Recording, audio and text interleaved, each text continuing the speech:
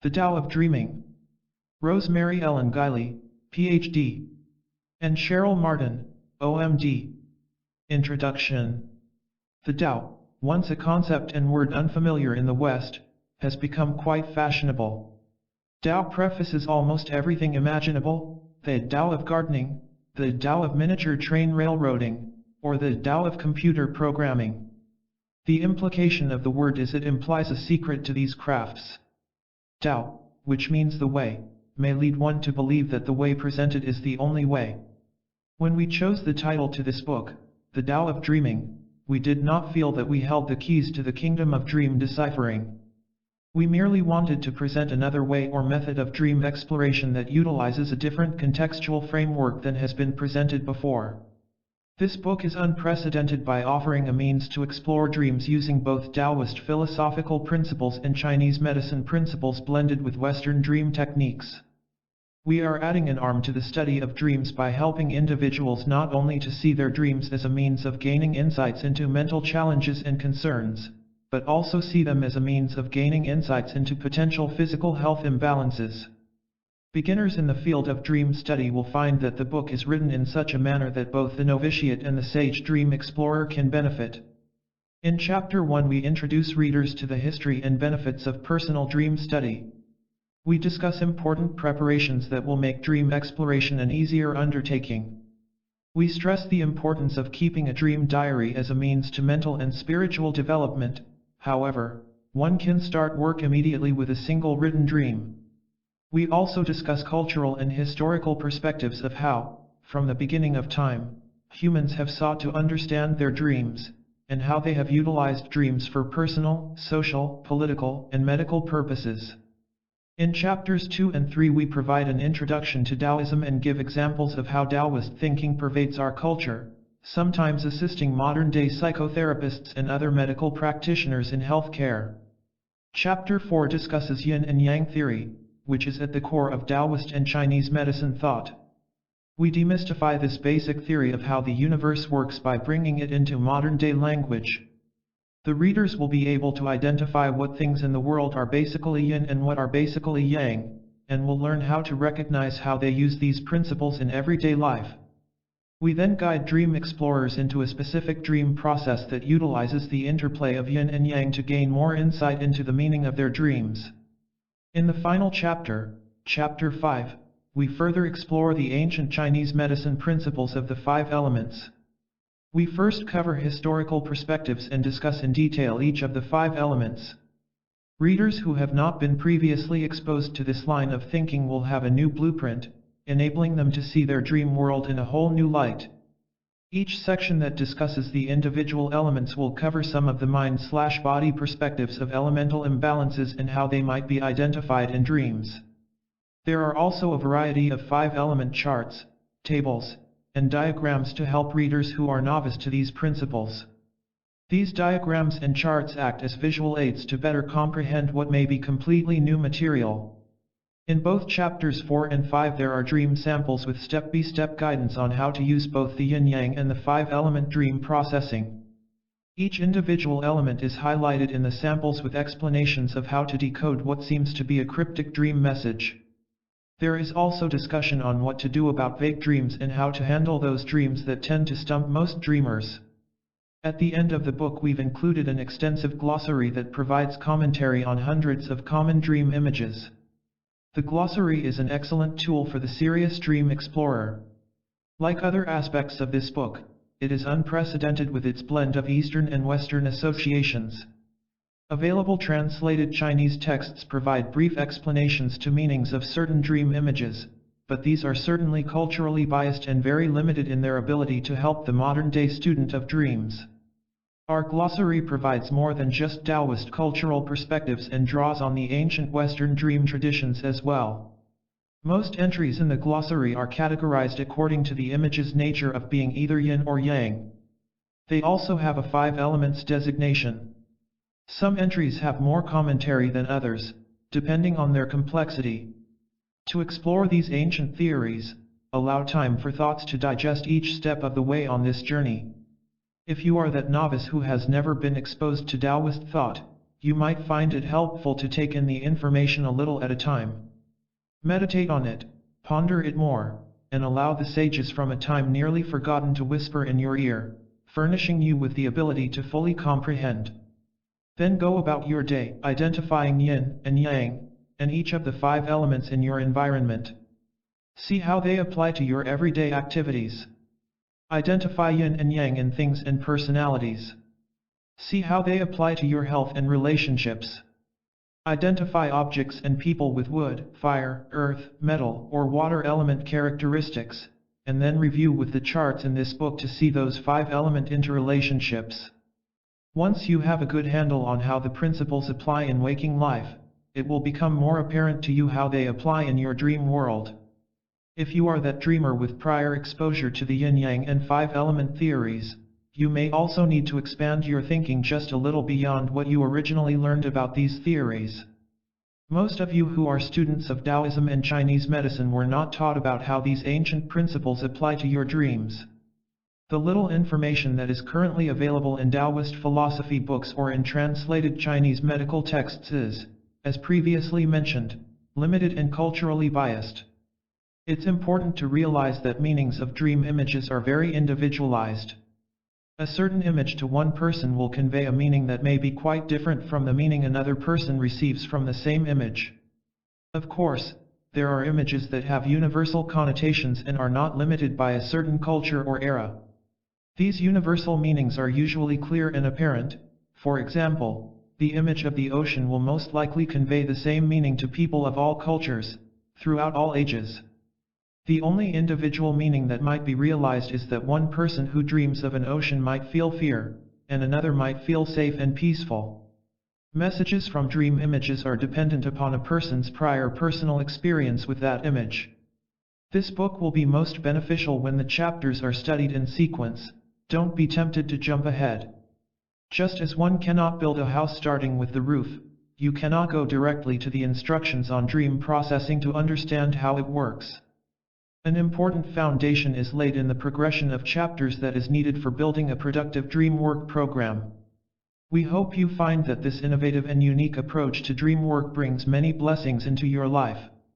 Cheryl Martin and Rosemary Ellen Guiley. The Tao of Dreaming. Chapter 1. Introduction to Dream Study. People have paid attention to their dreams and sought to understand them for thousands of years. In ancient cultures around the world, dreams were seen as divinely inspired or gifts of the gods that brought important messages. Professional and priestly dream interpreters and oracles worked for emperors, kings, and other royalty, seeking to know the future or get guidance on important matters of state. Gudea, a Sumerian king who ruled circa 2200 BC, is one of the earliest known historical figures who was guided by dreams. The king intended to build a temple to honor the god Ningirsu. He had a dream sent by Ningirsu in which a large human figure appeared, wearing the headgear of a god but possessing the wings of a bird. The figure was accompanied by 2 lions. Then Gudea saw a rising sun, a woman looking at a tablet that showed favorable stars, and a warrior drawing the outline of the temple on a tablet of lapis lazuli. A basket for carrying earth and a brick mold with a brick in it were placed at Gudea's feet, and a donkey pawed the ground in front of the winged figure. The king could not understand the dream, so he underwent incubation rituals to ask a goddess, Gaetumdung, to interpret it for him. She told him that the winged figure was Ningirsu and the donkey was the impatient Gudea. She also explained other elements in the dream. Gudea then appealed to Ningirsu for a clearer message. The god appeared in a dream and said he would give the king a sign when the time was right to start the construction of the temple. The Egyptians considered dreams to be a revelation of truth and thus attached great divinatory significance to dreams, looking to dreams alone for omens. Dreams retained an importance throughout the history of ancient Egypt, even into its declining years. A surviving account tells about the pharaoh Tenochtitlan, ruled 664–656 BC, an Ethiopian ruler during the decline of Egypt, who had a dream in which he was holding 2 snakes, one in each hand. When he awoke, he saw there were no snakes. He asked for an interpretation and was told, "Upper Egypt belongs to thee, take to thyself, Lower Egypt. The vulture and Euros goddesses have appeared on thy head, and the land is given to thee in its length and breadth, and none shall share with thee. The dream seemed to address his ruling over both Upper and Lower Egypt, represented respectively by the vulture and Euros, fire-spitting cobra, which he subsequently accomplished. On the stele upon which this story is recorded, Tanuadamun stated, "Lo, the dream is true. It is profitable for him who sets it in his head, evil for him who understands it not." In other words, it is good if a dream is correctly understood, and bad if it is misunderstood or ignored. The early Hebrews placed great importance on dreams. The Bible contains many references to significant and prophetic dreams of the patriarchs and great prophets. The Greeks especially valued dreams for their healing power as well as for their divination importance. The Greeks discovered that not only can dreams aid healing once a person is ill, but dreams also can forecast the onset of illness, sometimes early enough to prevent a serious illness. Such forecasting dreams are called prodromal dreams. The great depth psychiatrist Carl G. Jung observed prodromal dreams in his own patients. Illness warning dreams continue to be reported in the medical literature today. The Greeks, and the Romans, who absorbed their traditions, built hundreds of temples throughout the classical world. Pilgrims traveled to the temples to seek dreams of healing from the gods, or at least information that would enable them to be healed. Christianity integrated this tradition with churches and shrines dedicated to the healing ministrations of Archangel Michael. Similarly, the ancient Chinese realized that dreams played an important role in the diagnosis and maintenance of physical health. The understanding of dreams is deeply embedded in Taoism, a system of mysticism and philosophy and the only indigenous religion of China. From a Taoist perspective, dreams can play a prodromal, or forewarning, role by alerting the dreamer to physical and psychical imbalances, which, if not rectified, are likely to cause or contribute to significant health problems and illness. Everywhere, dreams have played a prominent role in the health, well-being, and fortunes of people and in the affairs of state. Dreams have been used to discern the future, gain divine guidance, and restore health and wholeness. Numerous systems and procedures of interpretation have been developed. In many cultures, including the Chinese culture, dreams have maintained a fairly unbroken role in human well-being. In the West, we have been less fortunate. Dreams have suffered under the influence of the Christian Church, and Aristotelian philosophy and science. The Christian Church, even though it allowed the Mycenaean healing churches and shrines, sought to reduce the influence of pagan gods by denigrating dreams. Aristotle's philosophy, promoted by St. Thomas Aquinas in the 13th century as the underpinning of Christian theology, maintains a separation of mind and body, a fundamental of Western science. From that perspective, dreams can have no real influence over the material world. Western outlook began to shift in the 19th century, as we will see in the next chapter. We are now much less rigid in our views on the existence and interplay of mind and body. We increasingly have recognized the validity and importance of dreams as part of that interplay. We are returning to a more holistic view of life and of creation, a perspective that has been at the core of Eastern philosophy and science for millennia. Today, dream work is pursued around the world in professional therapy and medical treatment, and also in lay dream work for personal improvement and self-awareness. Dream work is productive and rewarding. Dream work is also fascinating, taking us on an incredible journey into ourselves and our place in the scheme of the Tao/universe. Both Eastern and Western approaches to dreams have a wealth of help to offer. In the Tao of Dreaming, we've sought, in true Taoist fashion, to integrate both to provide lay dream workers and professionals alike with a holistic dream work system. Taoism is based on the Tao Te Ching, a slim work dated to the 4th century BC, but attributed to the legendary mystic Lao Tzu, who was born about 200 years earlier, around 604 BC. Tao means the way. Taoism was expanded upon by various sages. It provided a metaphysics that was lacking in Confucianism and facilitated the emergence of Neo-Confucianism during the Sung dynasty from 960 to 1279. It also helped the entrance of Buddhism into China and the development of Chan, Zen, Buddhism. With Confucianism, Taoism forms the foundation of Chinese thought. Little is known about Lao Tzu. Whether or not he even existed is controversial among scholars. According to the biographer Sima Ch'in, 145–86 BC, Lao Tzu came from the southern state of Chu, which is now the provinces of Hunan and Hubei. His family name was Li, his personal name was Hao, his courtesy name was Po Yang, and his posthumous name was Tan. He worked as custodian of the imperial archives of the Zhou House in the city of Luoyang. He reportedly granted an interview to Confucius, who was some 50 years younger, and came to him with questions about rituals.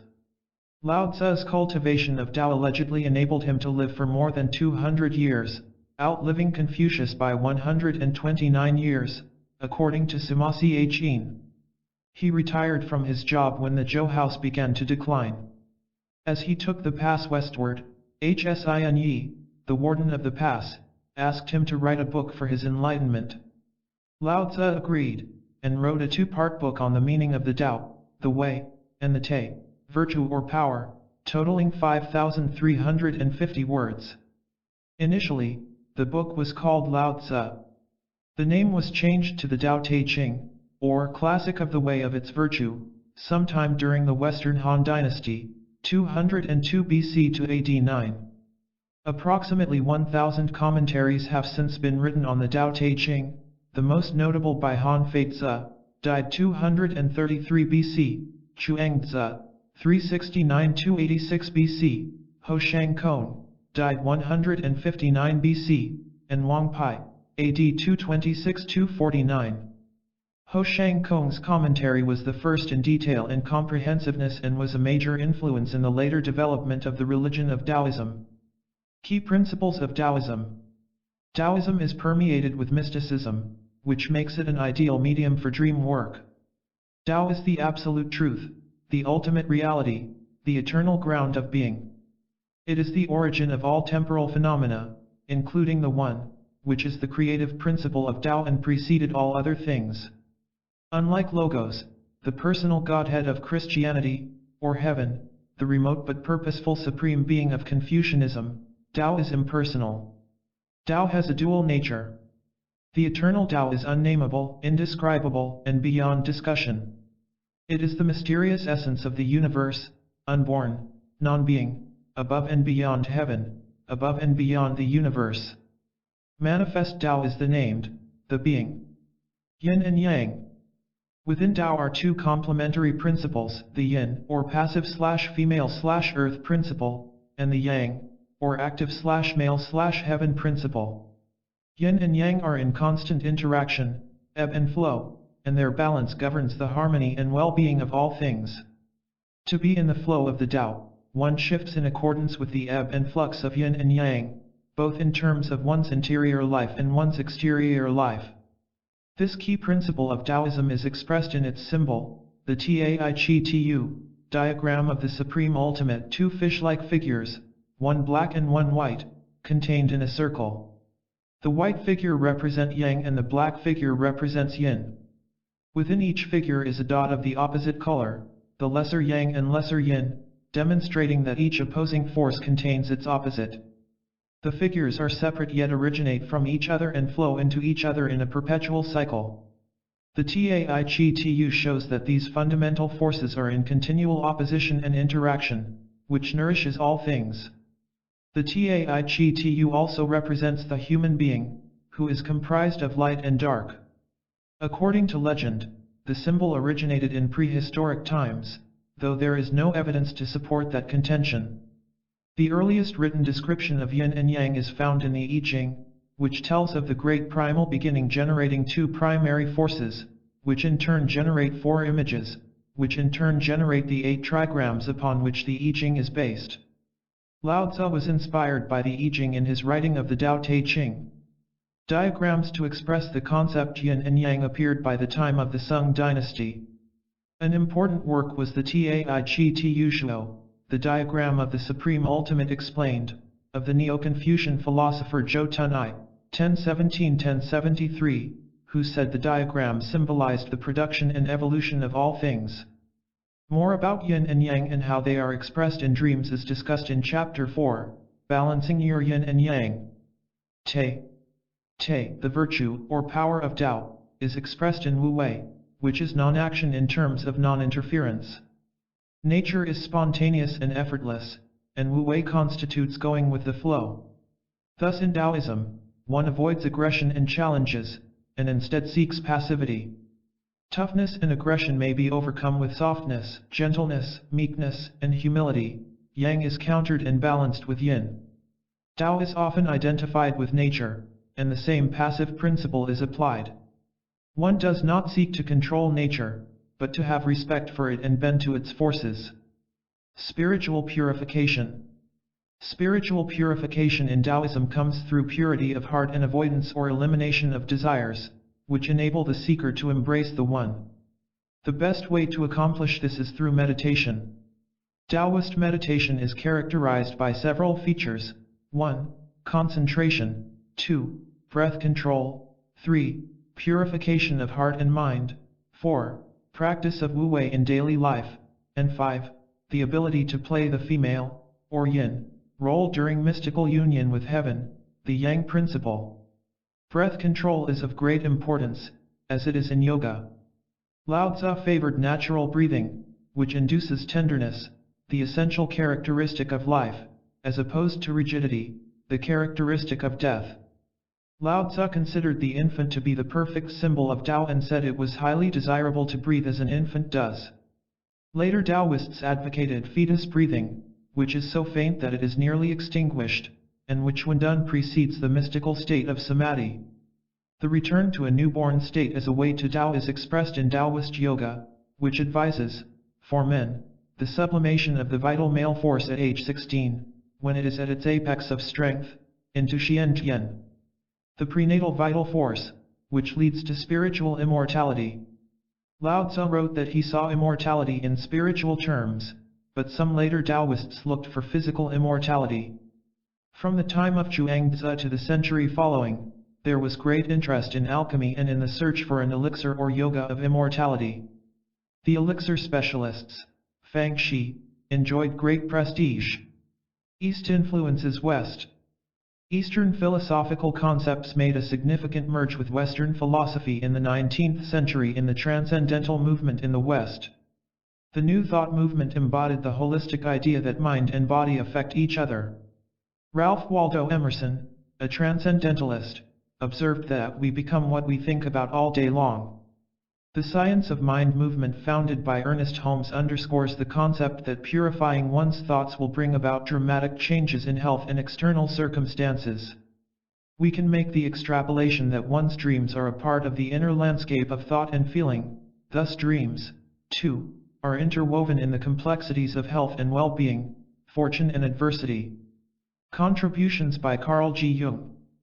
Carl G. Jung, 1875–1961, the Swiss psychiatrist who founded depth psychology, was a significant influence on the merging of Taoist and other Eastern and Western philosophies. Carl G. Jung's introspection of man's inner realms was fueled to a large extent by his own personal experiences involving dreams, visions, mythological and religious symbolism, and paranormal phenomena. He took Sigmund Freud's knowledge of the unconscious and brought it into spiritual realms.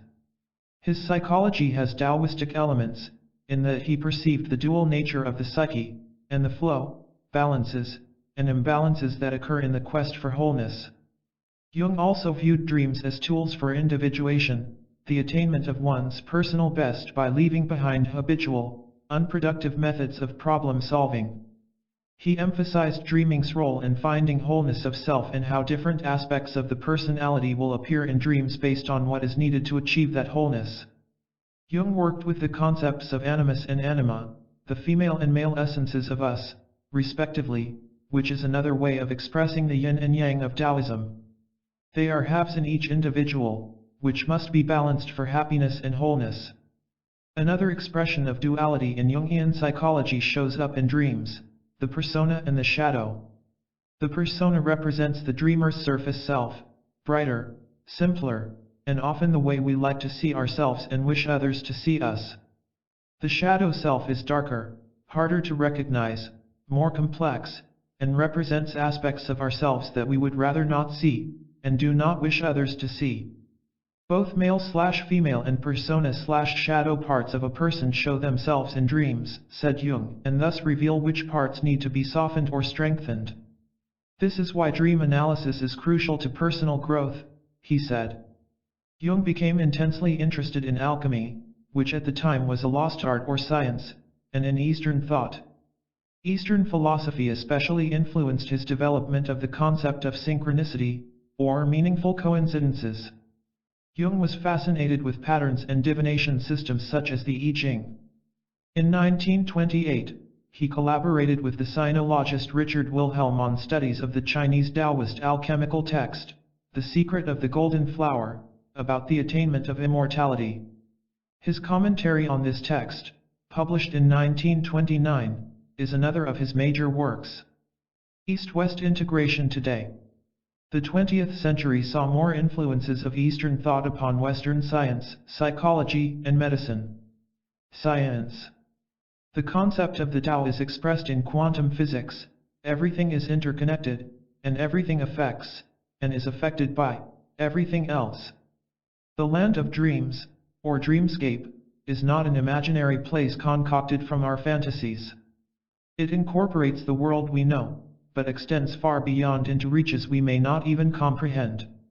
It exists beyond the limits of time and space, incorporates past, present, and future simultaneously, and is peopled with both persons familiar to us and strange to us, strange because they belong to the dreamscape itself. In the terms of quantum physics, the dreamscape emerges from the implicate order. According to physicist David Bohm, the implicate, enfolded, order is the seamless whole of the universe, the unbroken continuum of all things. Like the aboriginal dreamtime, it is a deep level of reality that contains all time and yet is timeless. It holds all potentiality. It is fluid. From the implicate order comes the explicate, unfolded, order, which is what we know as material reality. There is a constant flow of energy between the two orders. There is no cause and effect, but rather influences that give rise to the acausal connections of synchronicity. The implicate order is the realm of the mystics, a state of being that is eternal. We can gain direct knowledge of this realm through spiritual discipline, such as meditation and prayer. We also gain knowledge of it through our dreams. Our dreams take us into the implicate order, where we have access to potentiality, and thus can bring it into manifestation. Psychology. In psychology, Taoist concepts have become absorbed into many Western therapeutic approaches. Many, including Jungian techniques, emphasize dream work based on the Taoist principles of interconnectedness.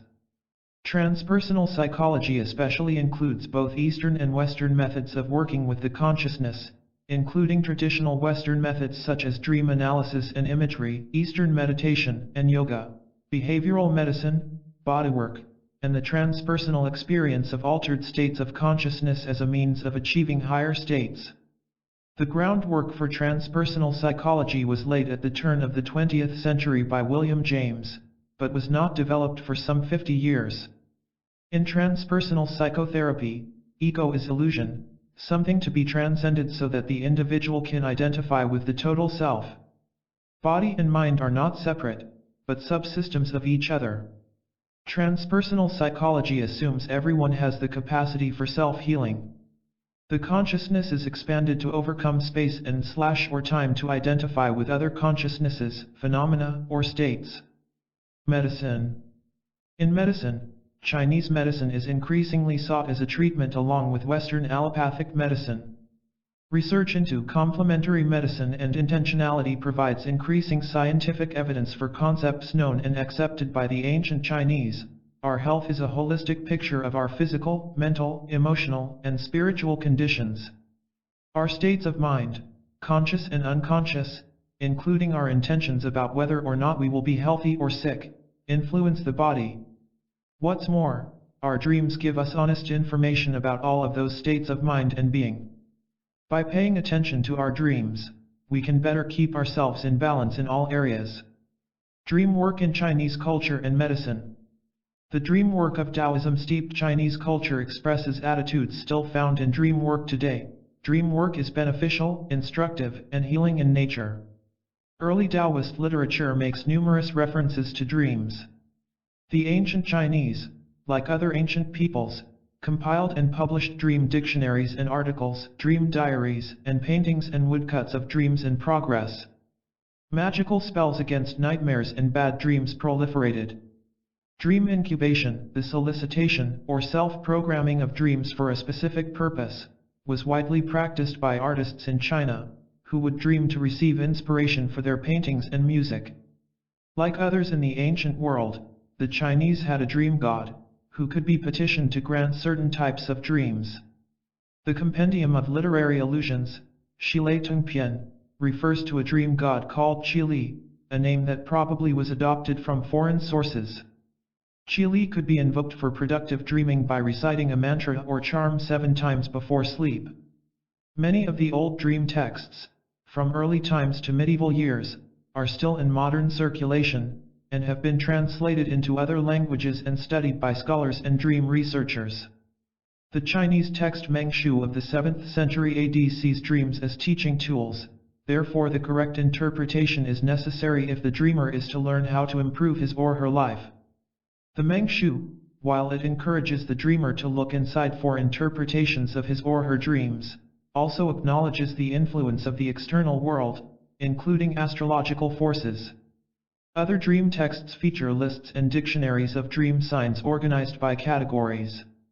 In addition to astrological forces, there are features of the natural landscape, tools and weapons, cosmetics, marital relationships, and other topics related to daily life.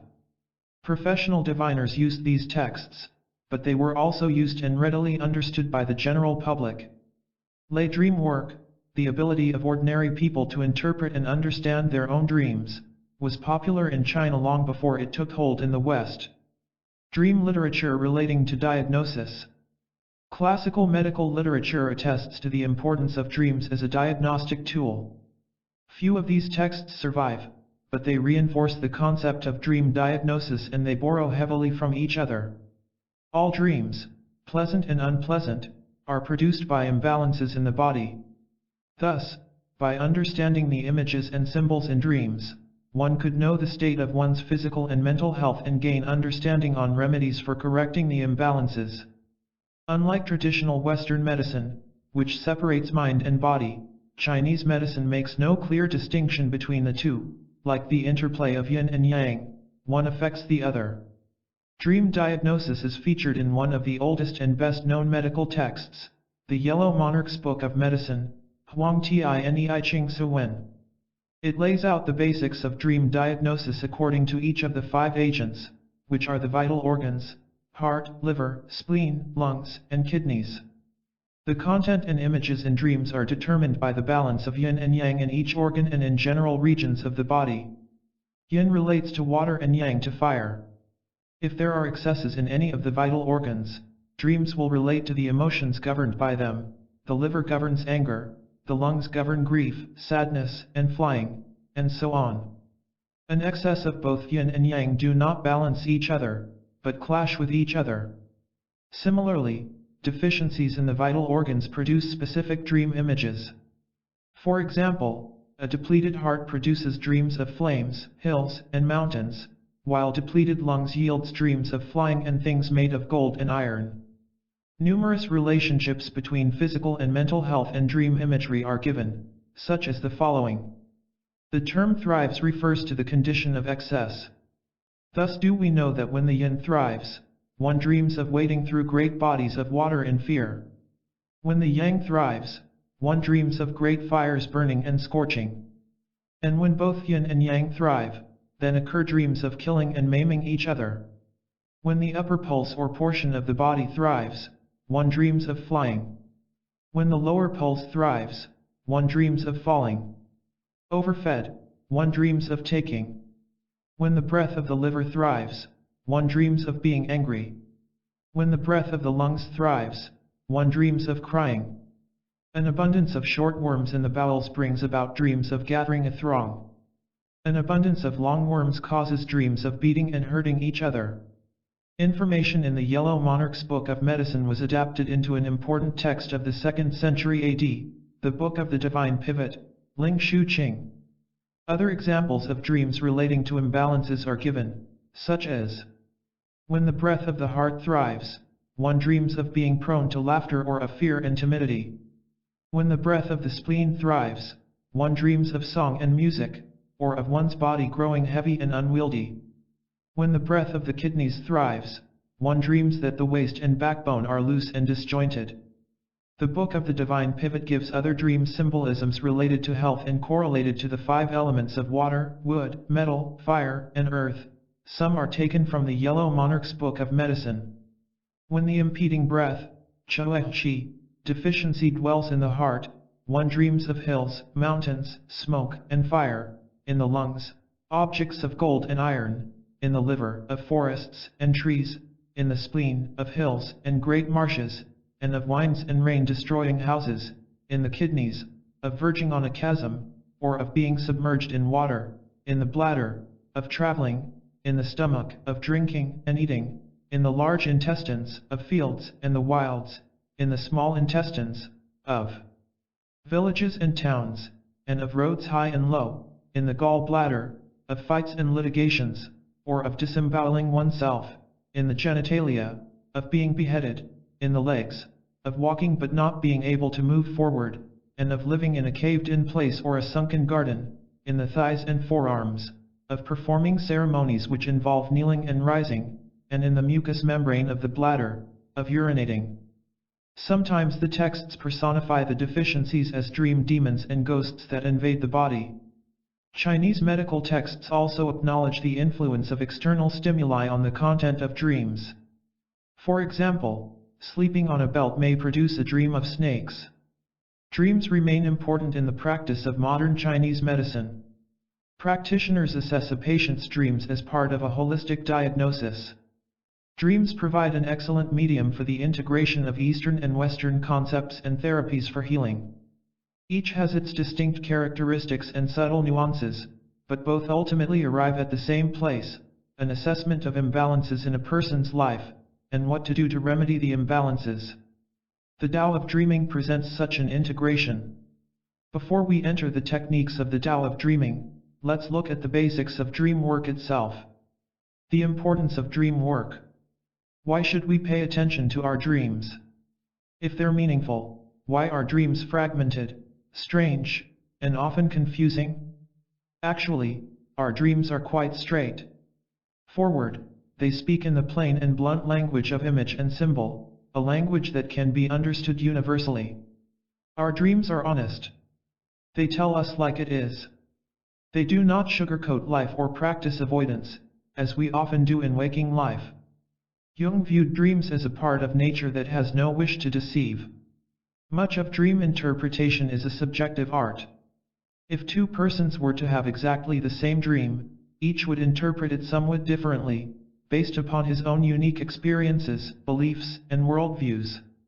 Though the ancients relied upon professional dream interpreters, they also recognized that the meaning of a dream is not necessarily fixed, but open to multiple interpretations. A dream seldom has just one message. Because symbols are intuited rather than defined, they can be read in different ways. A dream is likely to have a primary message, but also have one or more secondary messages as well. The messages may all relate to the same situation, or may address multiple things going on in your life. Our dreams are highly emotional and give us feedback on how we are dealing with life situations emotionally. Working with dreams gives us insight into how we can deal with stresses, limiting belief patterns, obstacles, stressful situations, and so on. From the Taoist perspective, when we learn about our imbalances of yin and yang, we also get insight into how to restore balance in life. Why dreams are important. Here are 5 key thoughts about dreams. 1.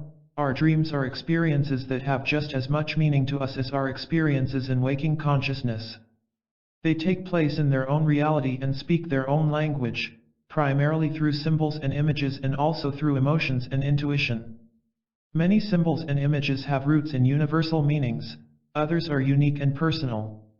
2. Our dreams are primarily about us and reflect how we think we are doing in the world. They reveal our anxieties and true feelings, and help us see what we need to change and heal. 3. Our dreams provide a clear screen for intuitive and spiritual guidance and can be invaluable in helping us sort through difficulties, make decisions, and take needed action. 4. Our dreams help us heal, sometimes quite spectacularly. Through dreams, we can make brilliant leaps in creativity. We can have deeply spiritual, even mystical, experiences in dreams. 5. Our dreams also carry us into other realms, in which we encounter others, including spirits, angels, spiritual helpers, and teachers, and the dead. These encounter dreams are real and not imagined. Dreamwork manuals such as this book provide a roadmap. It will take you where you need to go, but the routes you choose will vary depending on your unique assessment of your dreams. In an East-West approach, there are certain fixed meanings, such as relations to the 5 elements and the 5 agents.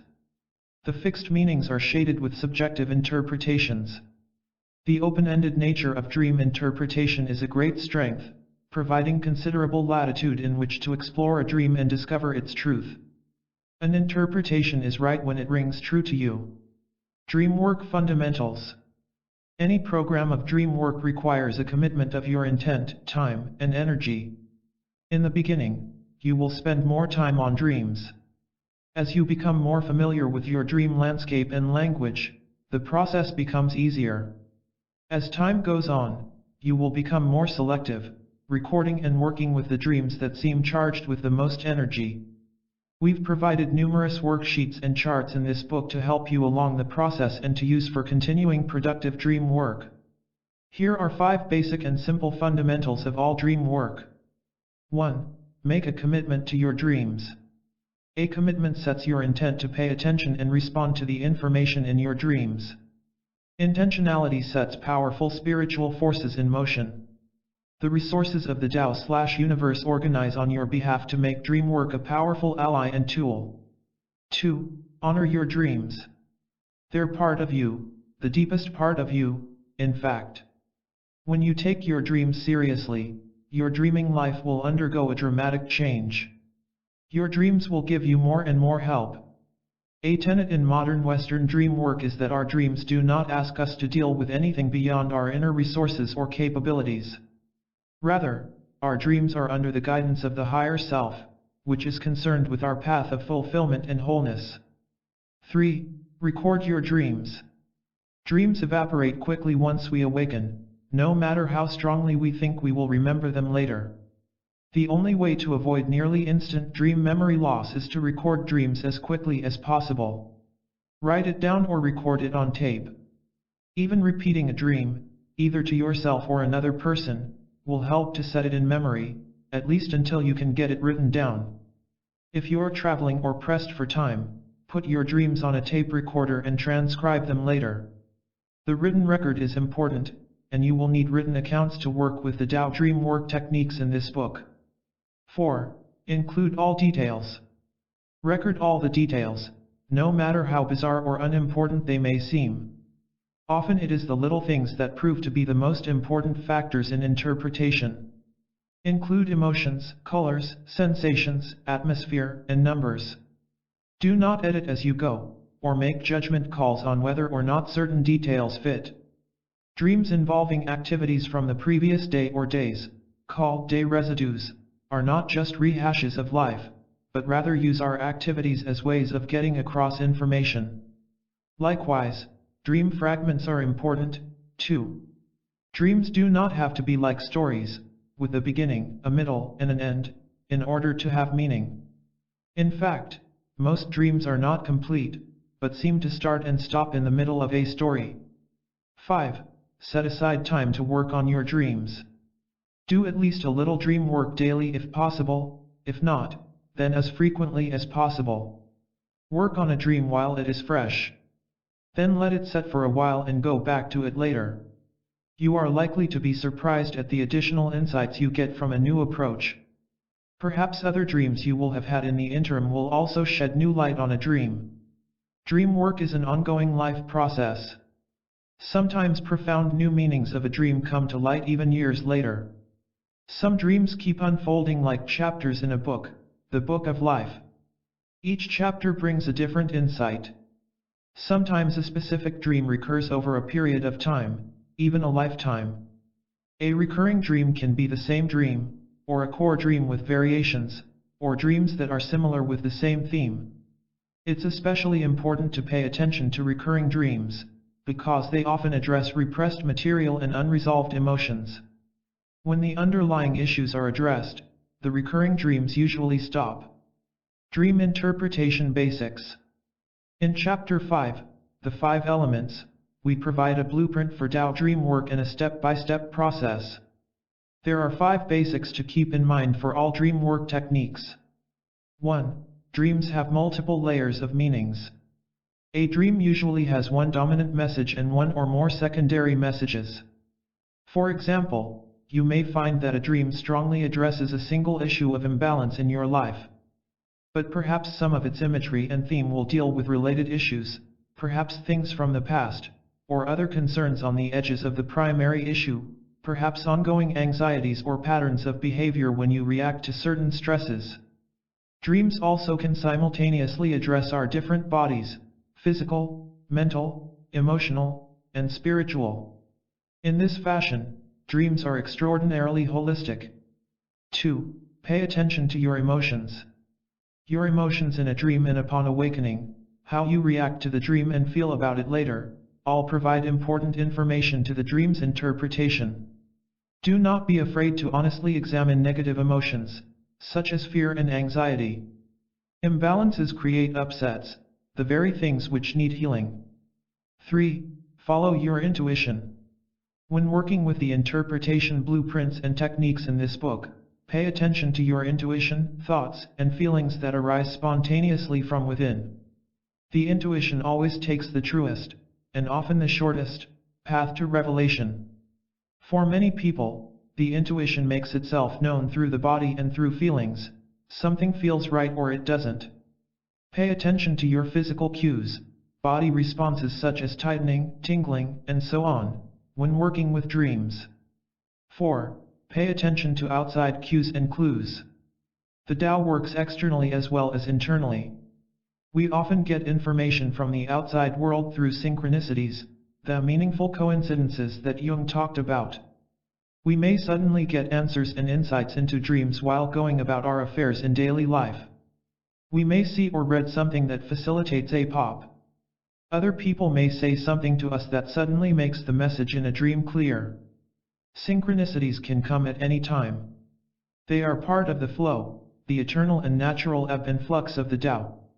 To be in the flow of the TAO, we must recognize that things unfold in their own perfect time, way, and place. We are always given what we need to know when we need to know it. Synchronicities cannot be rushed or made to happen. However, when we put ourselves in a mindful state of the flow, synchronicities will increase. 5. Persist. Sometimes dreams seem to defy our understanding, even after we've worked on them. When that happens, don't give up on a dream. Let it rest. The flow of the TAO will shift at the right time, and the dream will untangle. Go back to difficult dreams later. You may find that suddenly they are crystal clear. Sometimes the external world needs to shift, or other dreams need to occur, before a dream is fully understood. Trust the process. Improving dream recall. From time to time, you may have difficulty recalling your dreams.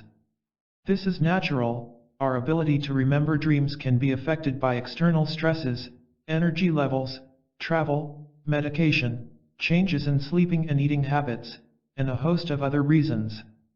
It is not unusual to go through dry periods. Dream recall restores itself at the appropriate time. Keep in mind also that individuals vary significantly in their dream recall. Some people seem to dream long and involved dreams every night, and remember every little detail. Others recall sketchy fragments. Don't feel you have to imitate another person's dream recall in order to be a successful dreamer. Remember, amazing information can come from a fragment or even a feeling about a dream. There are many techniques, some of them ancient, for encouraging better recall. Here are 5 that work for many people, and may help you end a dry spell. 1.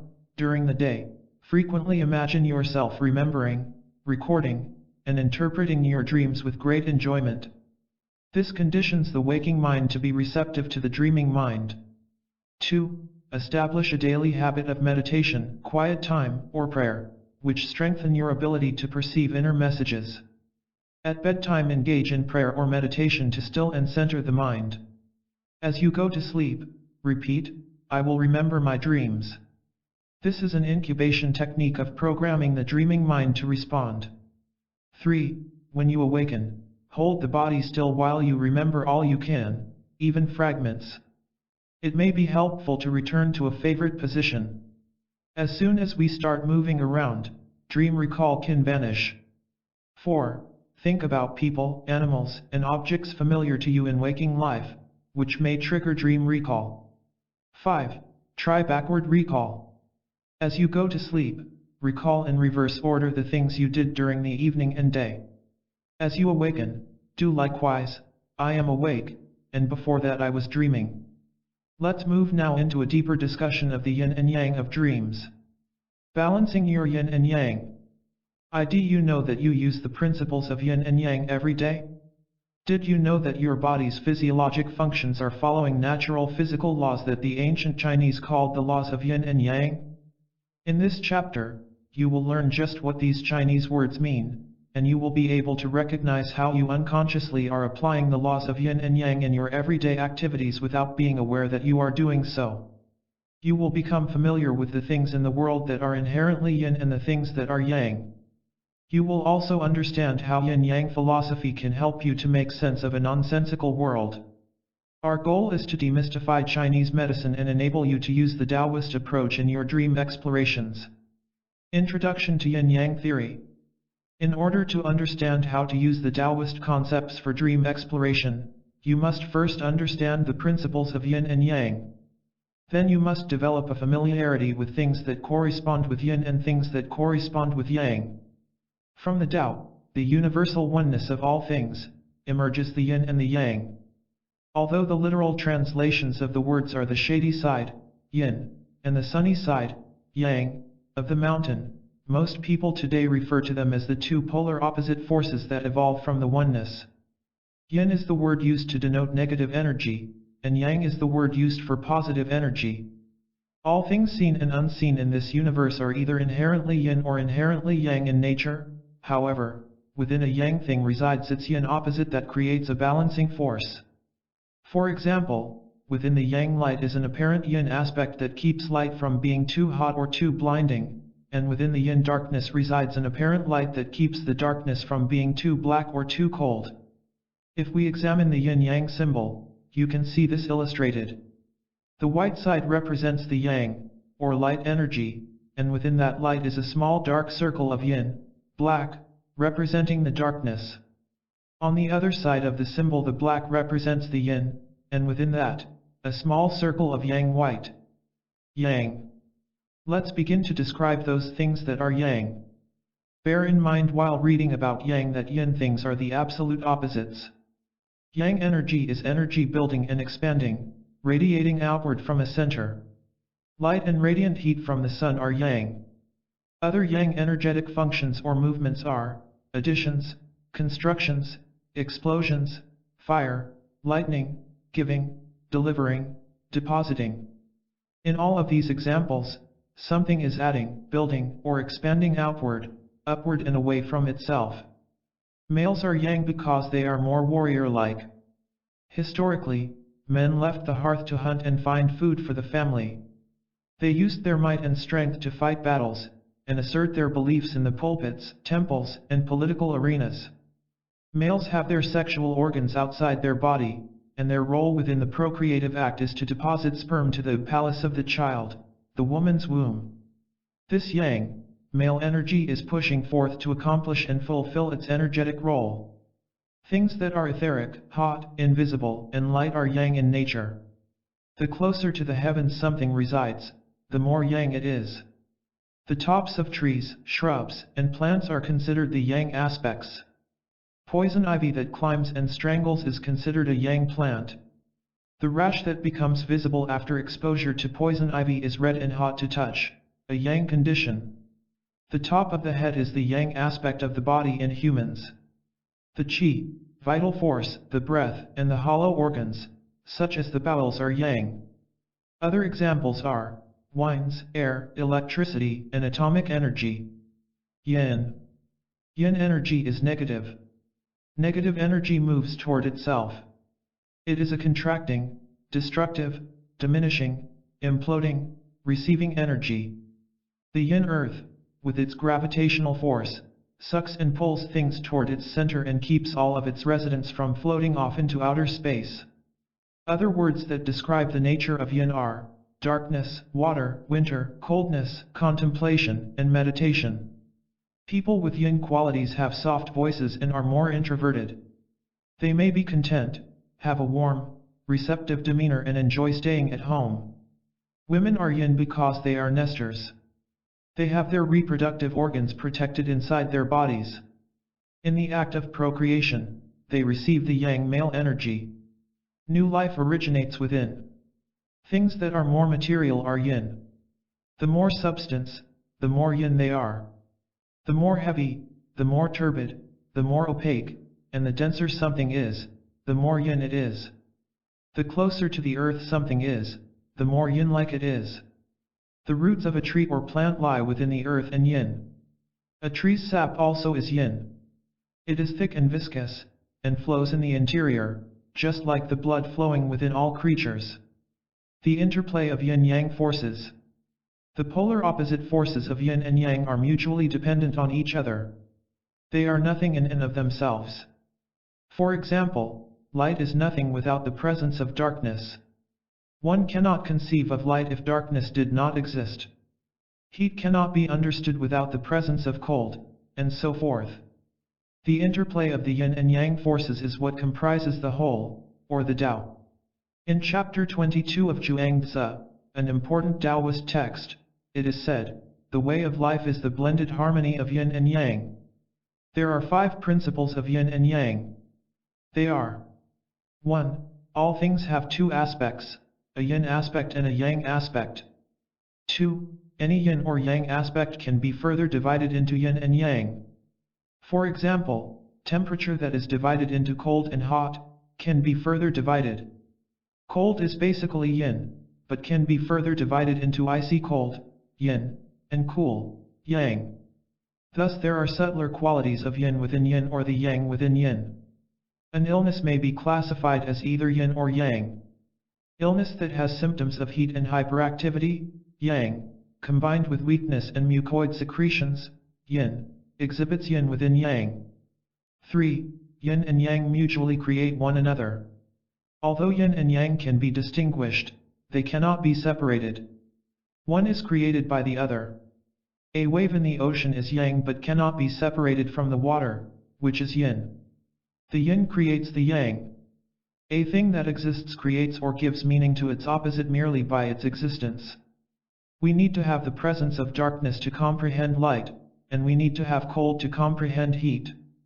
We need to have downward movements to understand upward movements, winter to understand summer, ugly to appreciate beauty, and war to know peace. Yin or yang by itself cannot exist, for it has no purpose or meaning. As Lao Tzu says, when all in the world understand beauty to be beautiful, then ugliness exists. When all understand goodness to be good, then evil exists. Another way to describe the phenomenon of mutual creation is to think of a pencil portrait of a face. The portrait is composed on the white, yang, paper. The black, yin, pencil is sketched in such a way so that definition of the individual can be accomplished.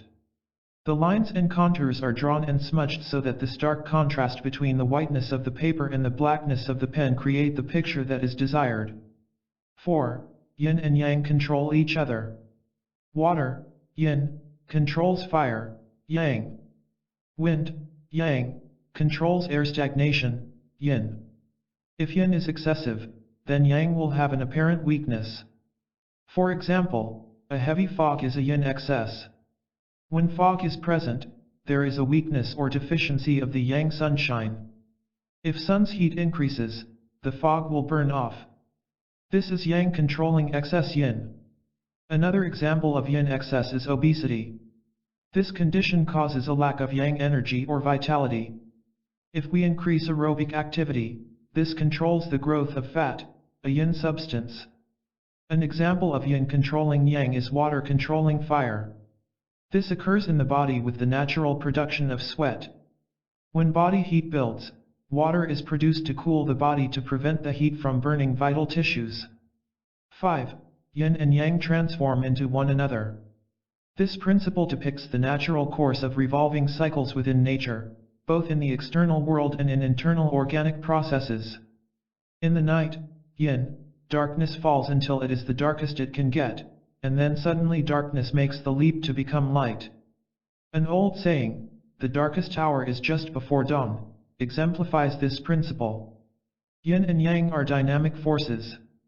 They are mutable and revolve until they transform into one another. Consider the contraction of the heart. From the moment we are born until the hour of our deaths, the dance of yin and yang creates continuous, harmonious movements in this vital organ.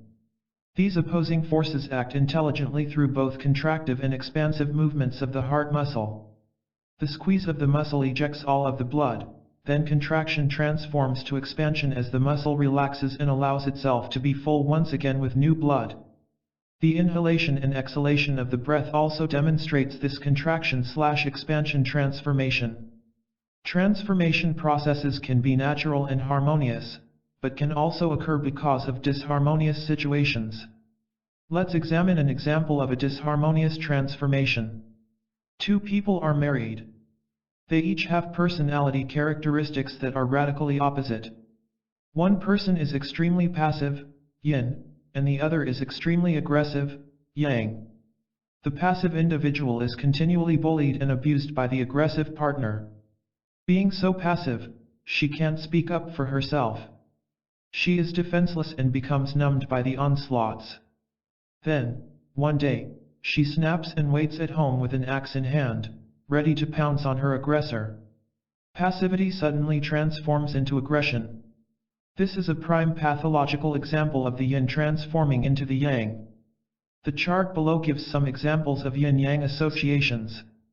Read it carefully before proceeding farther into the chapter. Think about why the words belong in their specific categories. Thus you will understand their controlling and transformative principles explained above. If you read from top to bottom in chronological order, you will see the basic characteristics of yin and yang. This will help you to identify dream images as yin or yang. Yin-yang balancing act, the natural thing to do. The principles of yin and yang serve as a template for examining aspects of our lives. We can use it to understand thoughts, actions, relationships, events, nature, and, of course, dreams. Let's look at a few examples of how you employ the principles of yin and yang in your everyday activities. Think of what you do when you draw a bath to relax. Intuitively, you go to the tub and turn on the two opposing spigots for hot, yang, and cold, yin, water. You blend the streams to obtain the desired warm water temperature. Warm is what you know will bring about the solace you seek. It will generate relaxation. It will bring you into the comfort zone. Now, let's say you've drawn the bath and the water is too hot. You don't even think about it. Instinct takes over. If the water is too hot, you automatically know that you use hot's opposite, cold, to balance it, and vice versa. This is an example of how we use yin to control, or remedy, excessive yang. Let's say that you have entered a room. The room is too dark. What do? You take the opposite of dark, which is light, and you add light to the room, whether by flipping a switch or opening a shade on the window. Without any conscious thought, you are using the yin-yang principle to bring about a balance of the two polar opposites to remedy the problem. This is an example of using yang to balance excessive yin. You are dressing for work, and you put on your shoes. The shoes are too tight. The natural impulse is to loosen them to fit. What you are doing, by sheer instinct, is balancing looseness and tightness, the two yin-yang forces governing this situation. Now your awareness of yin and yang is sharper. Think of more examples of how you are using these principles each day. Look at nature and see the myriad ways that you can see the forces of yin and yang in action. Think of August, the month of heat and humidity. The air is stagnant and seemingly immovable. You've probably thought, I wish I could get a big fan and just blow this humidity out of here. Then suddenly nature provides a thunder squall. The trees sway as air movement is initiated. Water falls from the sky. The fiery, yang heat is controlled by the cool yin water. The humidity, which is stagnation of water molecules, is controlled by wind, the opposite of humidity. Hurricanes usually happen at this time of year. Though hurricanes are destructive, their wind and water are necessary to control the equally destructive forces of heat and humidity. Balancing yin and yang is the most natural thing to do. As illustrated above, we balance the forces of yin and yang in our lives by instinct.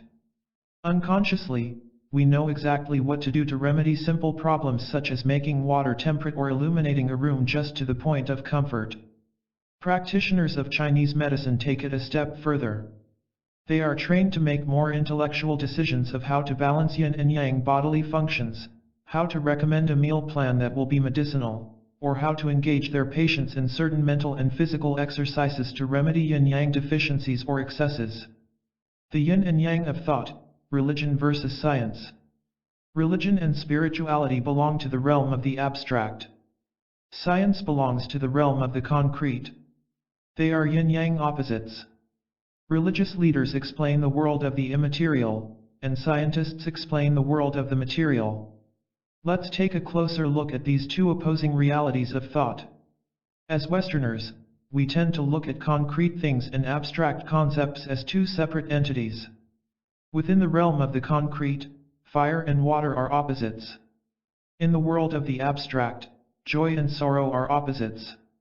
The ancient Taoists studied the nature of both the concrete and the abstract. They observed that although the concrete and abstract were distinct opposites, they were part of the same whole. Within each separate realm were other phenomena with opposing forces, and those opposites were just as inseparable. The Taoists observed a dynamic interplay between two seemingly opposite phenomena. This dynamic force led them to conclude that you could never observe something by itself. The only way to explain the ways of the universe was to observe them in the context of the whole. Many Chinese mystics have spoken about the inseparability of these two opposing forces. Experiences in thought and feeling are only possible because of the existence of both yin and yang. In our normal state of consciousness, it is difficult to accept that cold and hot or good and evil are different aspects of one unified phenomena, so we tend to relate to the world by accepting one and rejecting the other. In social settings, we accept people who are responsible, benevolent, and productive, but we reject those who are irresponsible, malevolent, and lazy. We don't give conscious thought to the fact that these opposing characteristics are part of an abstract unified whole, necessitating that both exist. Tao is the Chinese word to define this unified oneness. Like Taoism, Buddhism gives no thought to the world of separate opposites. Buddhism holds that humanity will experience spiritual transcendence into the realm of the absolute when a person is able to see that polar opposites are merely two sides of the same reality, and when there is no judgment cast upon one or the other. Joy, yang, and sorrow, yin, are emotions springing forth from the same stream. Joy and sorrow are two contrasts within an abstract idea of heart, not to be confused with the physical heart organ. Someone has heart when they are able to express both joy and sorrow, without judging that joy is good or sorrow is bad. You may remember someone who was heartfelt toward you. They celebrated with you when times were good and cried with you when times were bad. They helped you to see the positive things from a negative experience, and they also helped you to see potential problems that could arise from a good experience. You wouldn't use the word heartfelt to describe someone who rejoices with you only during victorious moments and leaves you high and dry when you've been victimized. You'd probably call that person a fair-weather friend. Since joy and sorrow are opposing emotions of the same universal reality of having a heart, it follows that the person who is heartfelt is one who can see the purpose and meaning behind the existence of both. Isn't it interesting that we use the word wholesome to describe this type of person? Being wholesome may be as close as we can all get to the experience of spiritual transcendence, or being one with the Tao. In scientific circles, the unification of opposites can be seen at the subatomic level. Physicists have come to realize that the world of the concrete really is not so concrete. Looking at subatomic particles, they have found that electrons, normally considered to be tiny particles, will transform from matter into a wave. In Taoist terms, this is yin transforming into yang. Matter is the visible, definable stuff that has a fixed location, yin, yet a wave is invisible and indefinable, yang, and is spread out in space. Defining an electron only as a particle is impossible. For many centuries, Sir Isaac Newton's theories of how the world operates dominated science. Newtonian thought is based on knowledge that the world is absolute. Space and time are unchangeable. Space is fixed and is mathematically and geometrically measurable in 3 dimensions. Time is a constant, always marching on from the past to the future. Quantum physics has rendered these concepts obsolete. Albert Einstein's theory of relativity demonstrated to the scientific community that space is not 3-dimensional and time is not a separate entity. Both time and space are unified and form a 4th dimension of space-time. The concrete thinking of scientists and the abstract thinking of the mystics are unified in the 4th dimension. The old and the new are not separate, but are part of a unique whole that is unfathomable. In a way, science and religion are lost without each other. God and man are inseparable. God is the yang, the invisible, deified entity, and humanity is the visible, substantive yin entity. God and humanity are opposite, yet are similar beings communing together. The yin-yang approach to dream interpretation. Now that you have some background knowledge about the nature of yin and yang, let's begin to examine how we can understand our dreams using Taoist principles. Dream images can be described as being basically yin or yang in nature, but to separate them would not embrace the Tao of the dream. We cannot separate these 2 opposites, as they are part of the whole. Ultimately, in all things yin and yang need to be balanced. As we've seen, we do this instinctively. To apply Taoist principles to your dreams, see them as stories. Dreams inhabit the realm of the abstract. The human psyche invokes impressions with the 5 senses to bring dreams into tangible form, but to say what a story is, or what a dream is like trying to harness the wind. Although intangible, stories are powerful. There are many accounts in history of how nations made decisions about conquest and property based on a dream or a story told by a famous, well-revered leader. The morality tales of Moses, Jesus, Muhammad, and Buddha have shaped the course of world history. Is it possible that their teachings had root in their own dream work? Many old stories developed from the dreams of our predecessors. The darkness of dreams germinates the seeds of creative endeavors that unfold a future.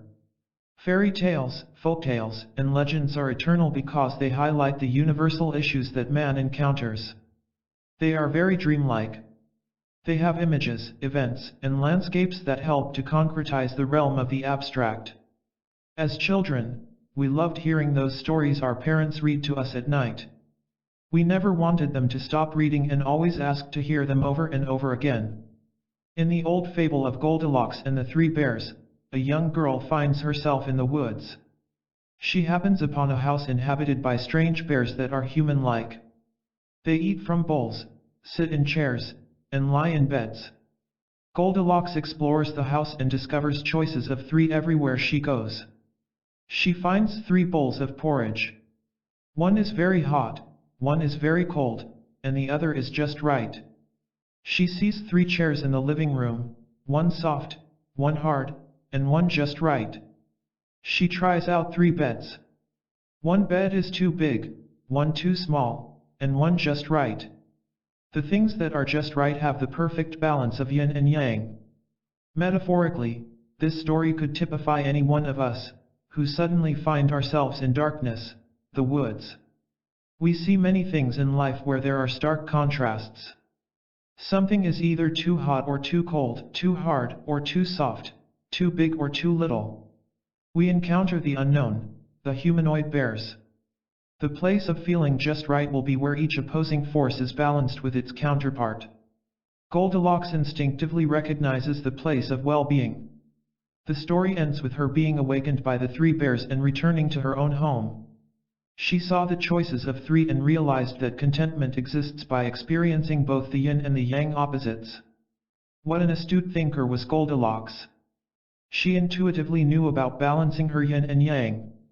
Now it is time for you to try Taoist principles of yin and yang balancing in your own dream. See your dream as a story.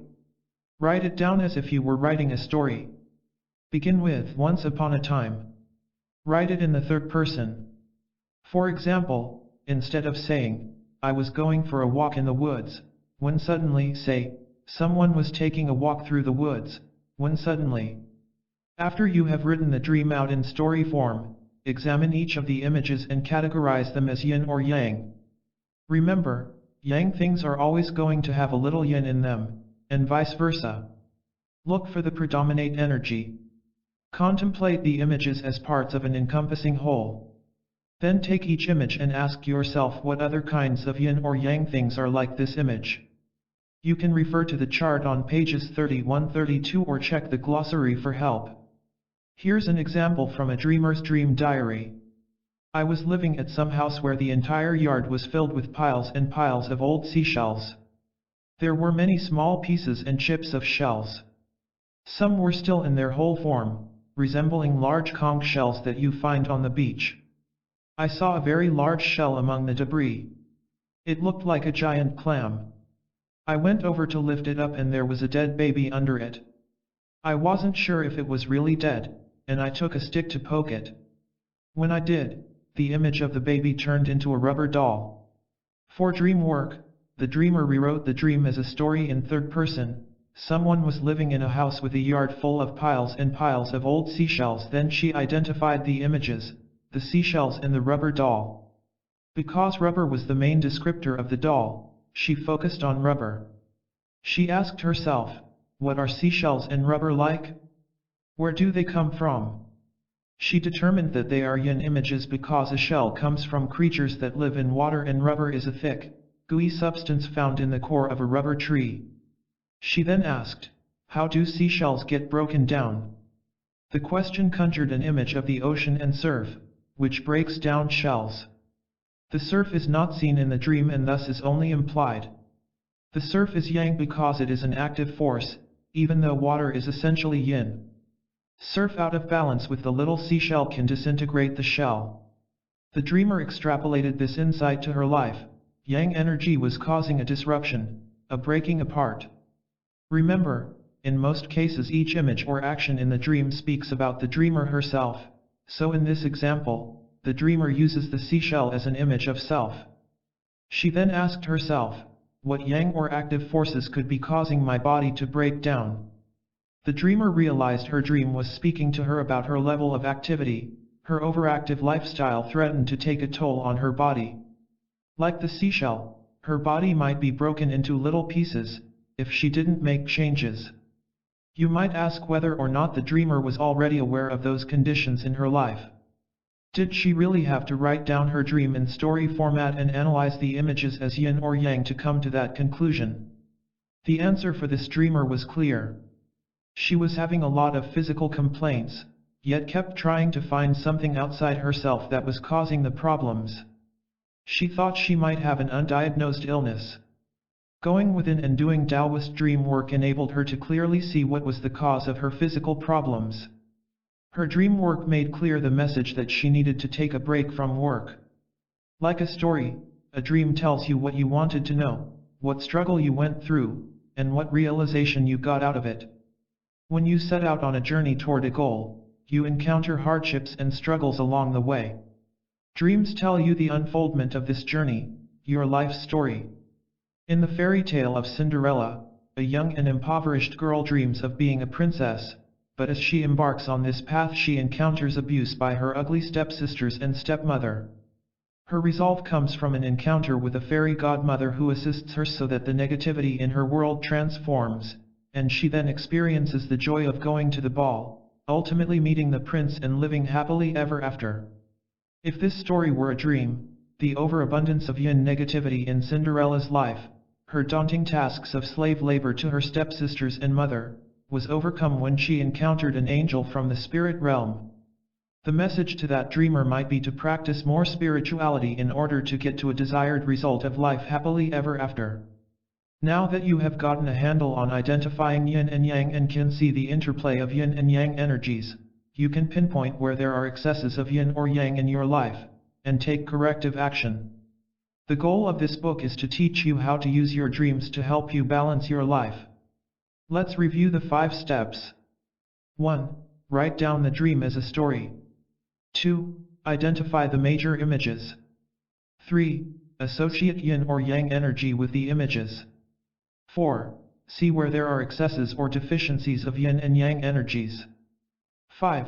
Devise an action plan for restoring balance. Let's look at another dream example and yin-yang analysis. The dream is: I am in a building at least 300 floors high. I ride the elevator down from the 300th floor with a man. I remark that I have never done something like that before, ride down 300 floors. The elevator goes very fast, then slows for a while, and then picks up a little more speed before coming to rest on the ground floor. It seems maybe other people get on somewhere in the lower floors. The 300-story building is definitely yang, however, the main action in the dream is the rapid descent in the elevator, which shows yang energy being rapidly diminished. To make a physical association of this dream, the dreamer might ask herself, what does the top floor represent in my body? Naturally, the top floor would be associated with the head. Further self-questioning might help her to see that some energy in the head is rapidly diminishing. When this dreamer was guided in the yin-yang dream study process, here were her comments. This dream occurred after I had finished a long period of intense mental activity related to work. I literally was up in an airy mental tower. When it was over, I had to reintegrate myself in the world, thus the descent to the realm of matter. The speed of the elevator indicates that this is an uneven process. It's always hard to come down. I think the man on the elevator is another symbol of yang mental energy. He symbolizes that part of myself that needs to come down. The dream reminded me not to resist, but to facilitate the coming down. Not all dreams will be so clear, so we will now give an example of one that is more difficult to decipher. The dreamer writes: I was driving an 18-wheeler, but was standing up driving. There was no seat in the truck. I was trying to negotiate the truck over a narrow mountain dirt road. I remember being somewhat fearful that I wouldn't make it to my destination, yet I wasn't sure where I was going. I don't remember any cliffs, just narrow passages, and a bumpy dirt road that was hardly a place for an 18-wheeler to be. The dreamer wasn't sure where to begin with this one. She could identify only 2 dominant images, the 18-wheeler truck and the bumpy, narrow dirt road over mountainous terrain. At first she wasn't certain whether they were yin or yang, and she consulted her dream glossary. She saw that automobile is yang, and that this applied to trucks as well. As for the narrow, mountainous dirt road, she considered what was more pronounced, the hilly, mountainous nature or the dirty, narrow nature. She felt the dirty, narrow nature was more vivid, and the mountainous nature was more implied than seen. She reviewed the yin-yang charts and could see that narrow is a yin quality. She proceeded to the next step of the process and asked the question, what is yang in my life that is trying to make its way through narrow passages? She looked at a few possibilities of what this dream could be telling her, from both a physical and a psychological perspective. The dreamer's comments were: I recognized the conflict in the dream once I just reduced the dream images and sequences down to basic yin and yang. Instead of trying to figure out why there was an 18-wheeler in the dream, or why was I standing up instead of sitting, I consulted the yin-yang charts and glossary, and saw that the image of the truck was representing something yang, and the image of the narrow road was representing something yin. I got a feeling that there was a conflict between the two. The yang thing was having difficulty mobilizing through some yin thing. I asked myself what were some physical associations with narrow roads, and thought it might be blood vessels or breathing passages. I said to myself, if there was something yang passing through blood vessels or through breathing passages, what would it be? Then I knew the yang thing must represent air. Immediately after making this association, I could see that the dream was about some thought I was having about fears of respiratory problems. Even though I already had fleeting thoughts of needing to make some changes in my lifestyle to improve my respiratory health, doing this yin-yang approach and seeing the dream as an inner message of some potential respiratory imbalance helped me to take more direct action. I made a decision and took the necessary steps to exercise more to increase my lung capacity and to improve my cardiac health. When we asked the dreamer to also examine her dream from a yin-yang approach for psychological perspectives, she said, I asked myself, what is a yang emotion? Because in the dream something yang is trying to make its way through something narrow. I saw the following emotional states as being yang: creativity, joy, excitement, and anger. I took each one and said, something creative is trying to make its way through a narrow passage, something joyful is trying to make its way through a narrow passage, something exciting is trying to make its way, something angry is trying to make its way. It then resonated with me. The dream was speaking to me about difficulty experiencing joy. The yang joyful energy in my life was being obstructed by something very yin and narrow. I recognized that my thinking at the time was narrow, and one way.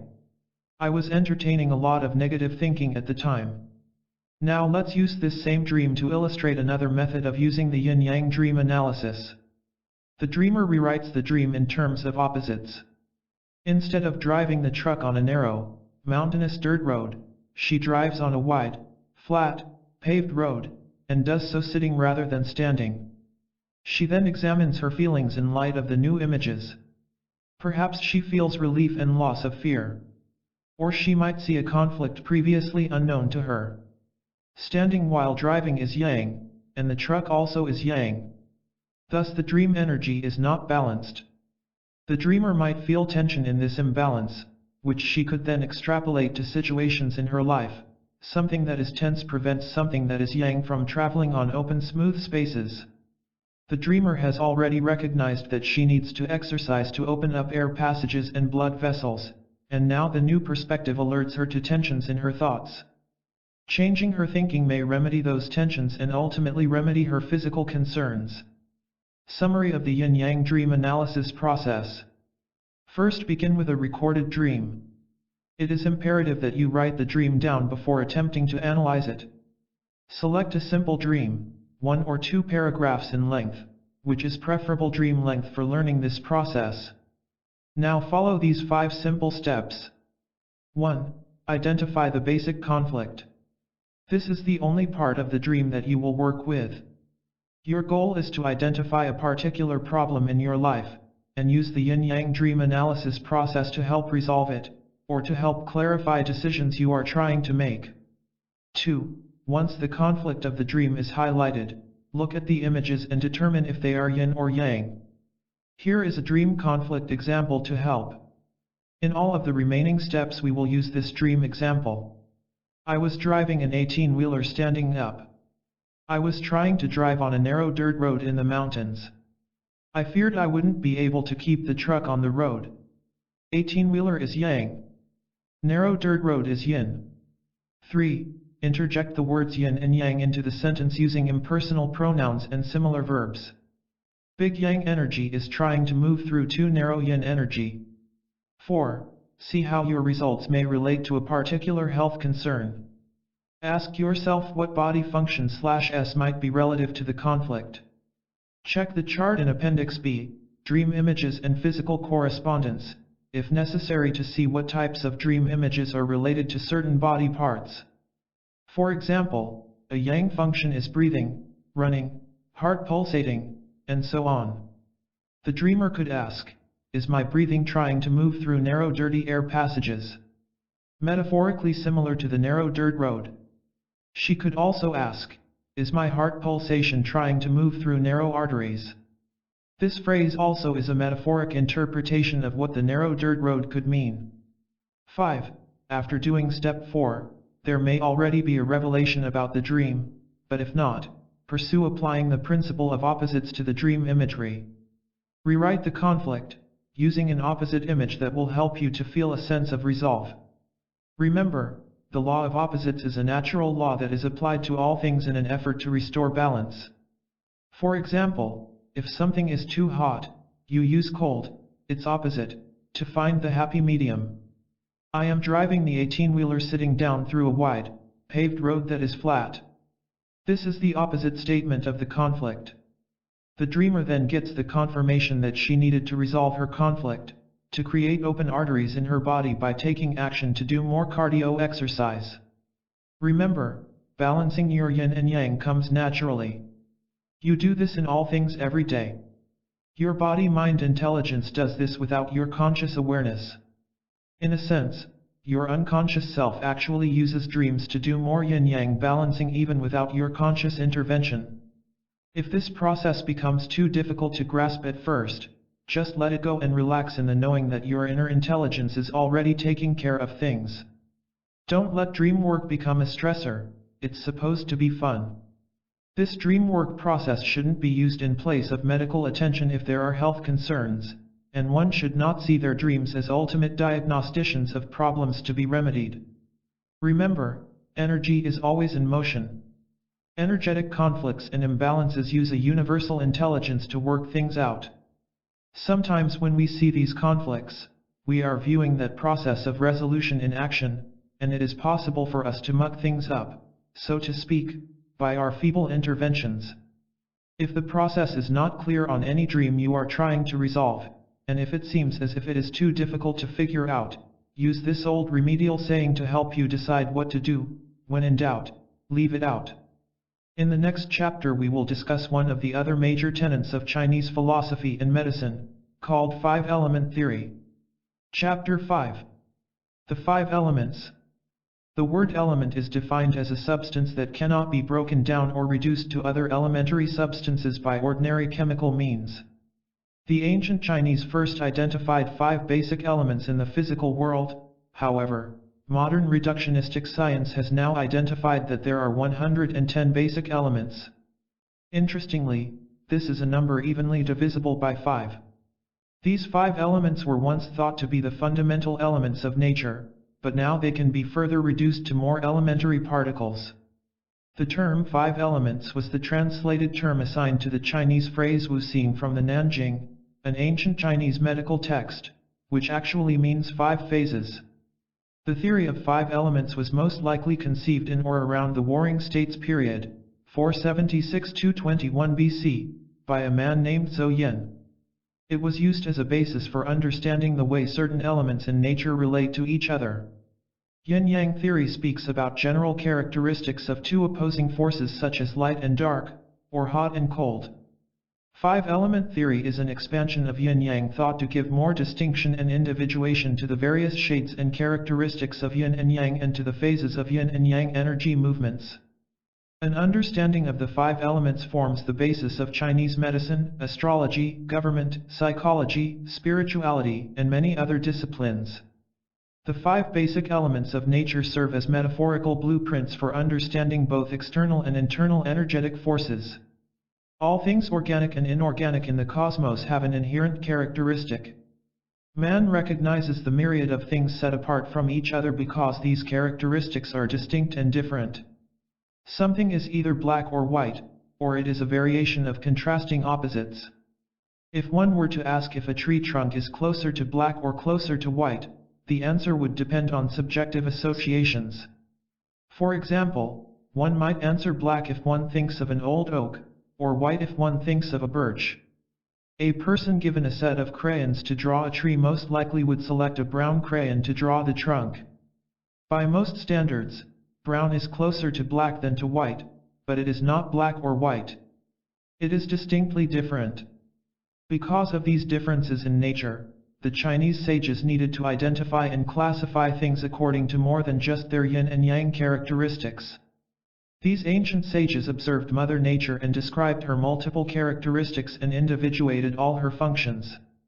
They quickly identified that between the white light, yang, and the black darkness, yin, there was a rainbow of colors. In other words, the presence of light and dark yields 5 distinct variations of color. This is an illustration of how the advent of 5-element theory may have taken place. In ancient days, humans lived closer to nature and spent more time on such observances. These early theorists were able to identify 5 basic constituents of all things natural, which became the 5 elements of Chinese medicine: wood, fire, earth, metal, and water. The Chinese realized that in addition to yin and yang descriptions, all things in nature could also be described as having either a basic wood, fire, earth, metal, or water quality. Other cultures besides the Chinese identified basic elements of nature and documented how these elements pervaded all things. For example, the ancient Tibetans talked about 5 elements as well, but they called them fire, air, earth, water, and space. They theorized that these elements, although basic, actually evolved from even subtler energies in space. They called them the 5 lights. The 5 lights are considered aspects of primordial luminosity, and are the subtlest level of the 5 elements. In ancient Greece, a concept of 4 elements was developed between 490 and 430 BC by Empedocles of Agrigentum, but the credit was given to Aristotle during his lifetime, 384–322 BC. Aristotle was the academic successor of Plato and was known as a great organizer of Greek ideas. His philosophical writings had a profound impact on all subsequent Western thought. He said that all matter was made up of 4 elements: fire, earth, water, and air.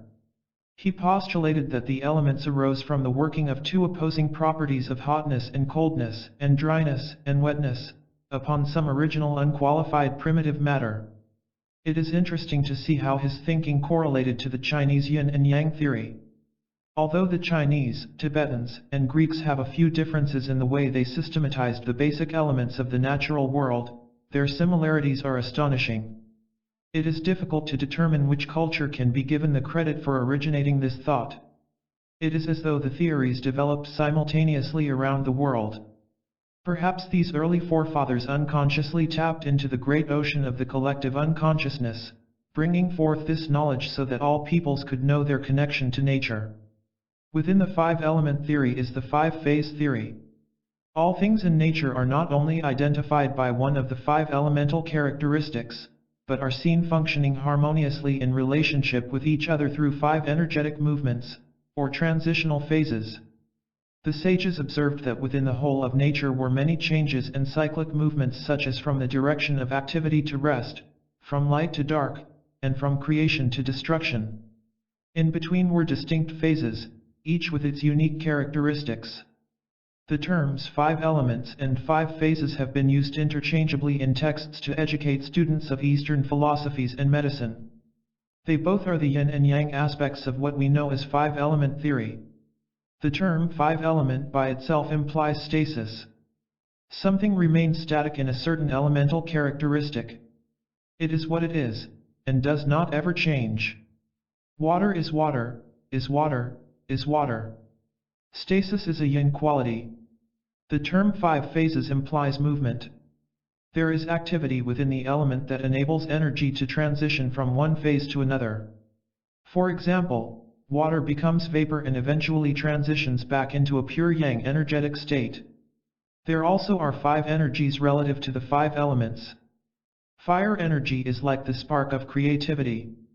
Like the sun, fire is always warming, and is promoting all physiologic functions in nature. Earth energy is nutritive. Like the soil, earth energy is always giving, feeding all of nature's creations. Metal energy is sustaining. It works with precision to ensure that nature's workings are on time. Water energy is cooling and soothing, allowing reflection and quietude, so that the desire for new growth exists. Like a tree, wood energy is rooted, strong, and protective. It contains the urge to grow, and asserts itself with a yang force that eventually becomes fuel to ignite the fire of new creations.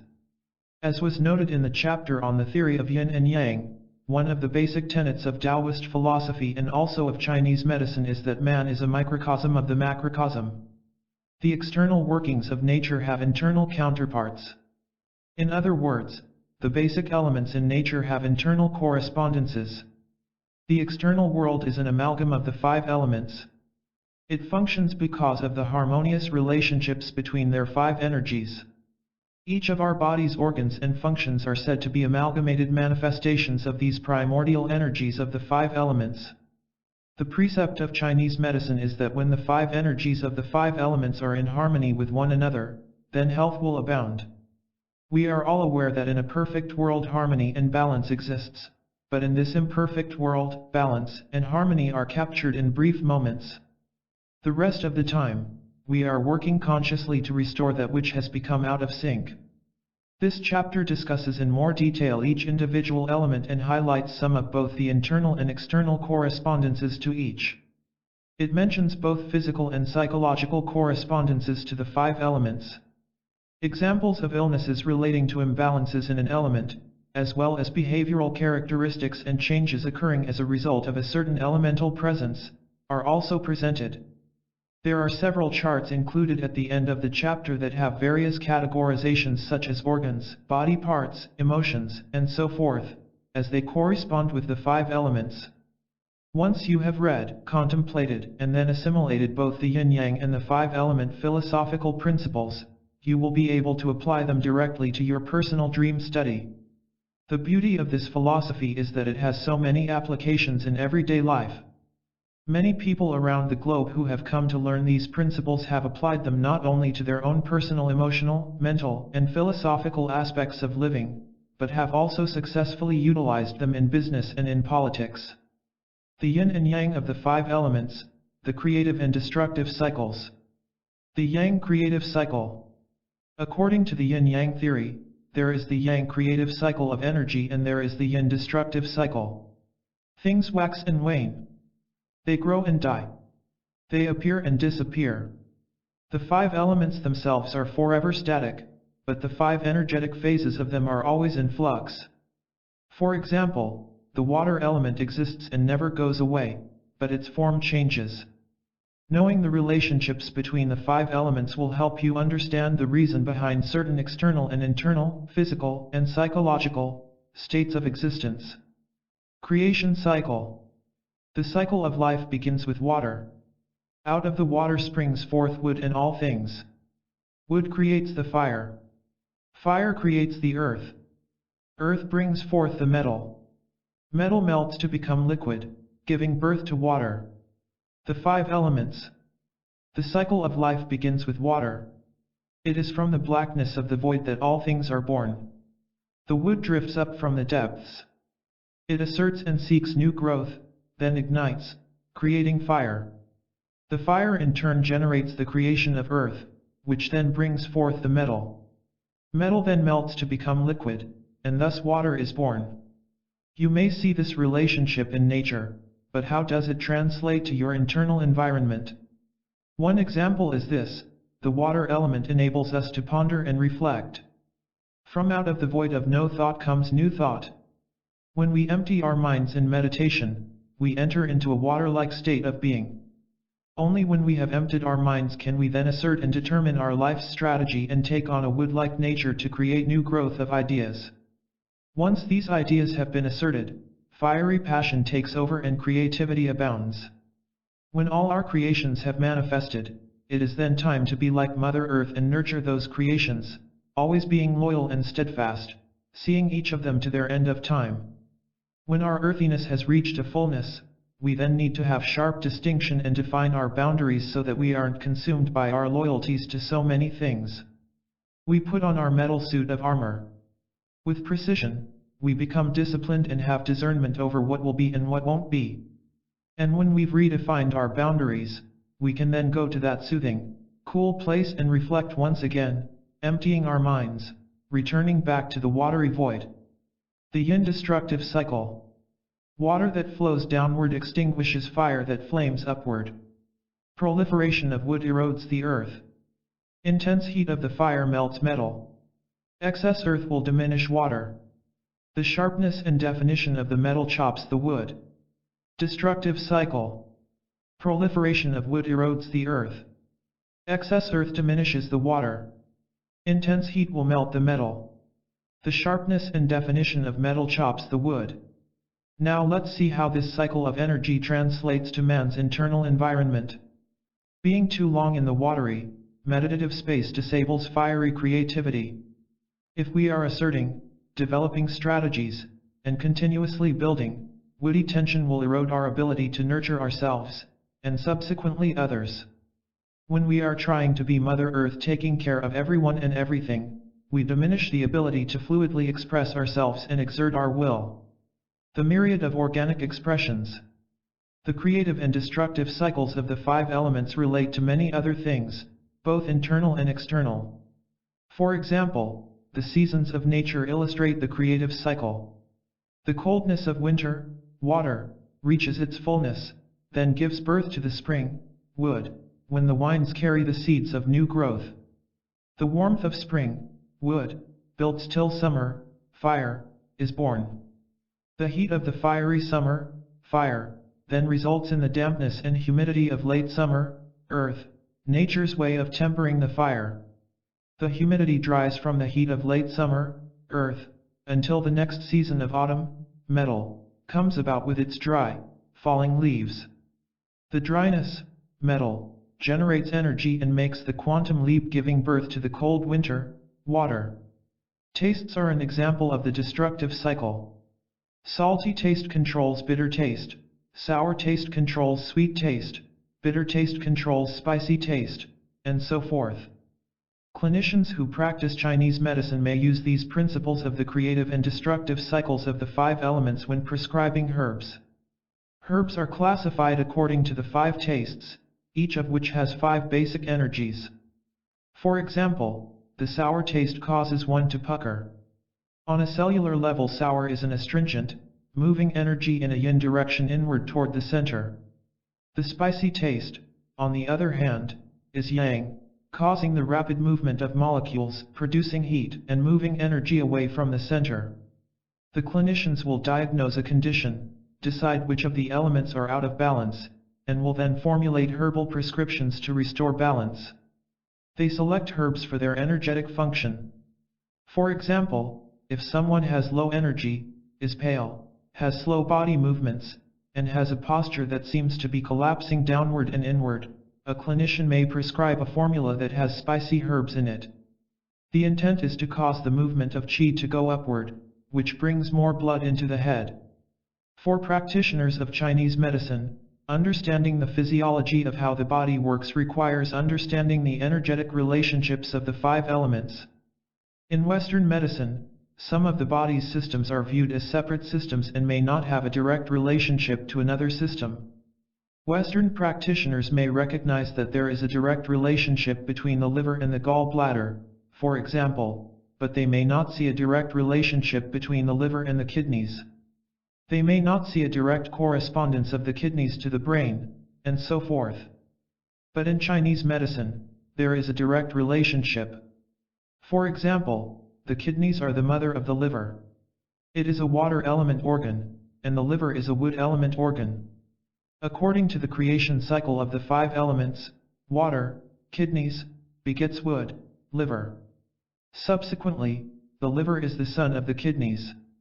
If a problem exists in the liver, the true origin of the problem might be in the kidneys.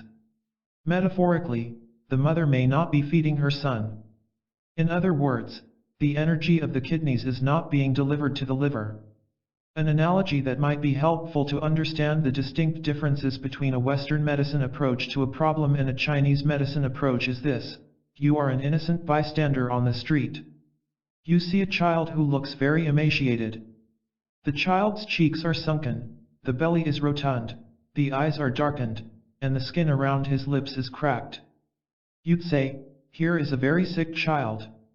We need to get this child to the hospital." The child goes to the hospital and certain blood tests are performed. He is fed intravenously for several days. Soon the child gets better because of the medical intervention and is ready to be sent home. The only problem is that the true underlying cause of why the child is sick is that the mother was not feeding the child. Sending the child back to that mother will only result in the child returning to a sickly state. The way you remedy the problem for good is to remedy the relationship of the mother to the child. In Chinese medicine, we evaluate the relationship of one organ system to another. In other words, we try to find the elemental culprit and restore balance and harmony so that health prevails. We can assess an element to be deficient, meaning not enough energy is allotted to a particular element, in which case there will be a problem. Using the example above, if the problem is in the liver, the root cause may be from lack of kidney energy. If a mother is deficient, meaning she lacks energy herself, then she cannot feed her son. We can also assess an element to be in excess. If an element's energy is in excess, then conceivably it will affect another element as well, much the same way that if one child in a family has more things than another child does, conflict will arise. You may even think of the 5 major organ systems in the body with their elemental correspondences being similar to 5 siblings in a family. If the parents are showing favoritism to one, there is rebellion, and consequential outcomes for other members of the family. People who have consulted practitioners of Chinese medicine find that their approach to treatment is holistic. Western medicine and Chinese medicine, like the East and the West, are yin-yang opposites. Western medicine is more fragmented and specialized, while Chinese medicine is more unified and holistic. Humorously speaking, in Western medicine a person may go to one doctor for the left ear and another doctor for the right ear. If a person has the symptoms of knee pain, ringing in the ears, frequent urination, and a lower back problem, and he went to Western doctors, he might have to see a neurologist for the back problem, an orthopedist for the knee problem, an ear, nose, and throat doctor for the ringing in the ears, and a urologist for the frequent urination. If the patient went to a Chinese medicine practitioner, the holistic diagnosis might be a deficient water element, kidney, condition. The practitioner would prescribe an herbal formula, do an acupuncture treatment, and make some lifestyle recommendations to strengthen the water element within. When the kidney energy is strengthened, the whole cluster of symptoms may disappear. Going to a practitioner of Chinese medicine for multiple health issues can be like one-stop shopping. In the long run, it may be cost-effective, preventing the need to see many expensive specialists. The 5-element overlay can be applied to the personality and to the emotional body as well as to the physical body. Follow the creative and destructive cycles on the diagram to help understand how one emotion can control another, and how one can foster the growth of another. For example, look at the water element diagram according to the creative cycle. You can see that the personality of the element is to be conservative in expression and to be strong-willed. When one has a healthy amount of this element, water energy moves forward and creates a wood-like character, strongly rooted, asserting its expressions. Now look at the destructive cycle between water and fire. You can see that conservative expression overcomes joyful expressions. The nature of people with strong water element tendencies will cause them to have difficulty expressing joy. In Chinese medicine, we pay a lot of attention to one's emotions and to one's constitutional tendencies, not just physically, but also psychologically as well. People have a predisposition to having either a weakness or a strength in a certain element. Knowing those situations helps the practitioner assess a health condition. Certain emotions are elementally associated with an organ. If one experiences either too much of a certain emotion or too little of that emotion, the organ system having the same element will show an impact. For example, too much grief or not enough grief will affect the lung. Anger may harm the liver, and worry may cause ulcers in the stomach. 5-element personality and behavioral characteristics.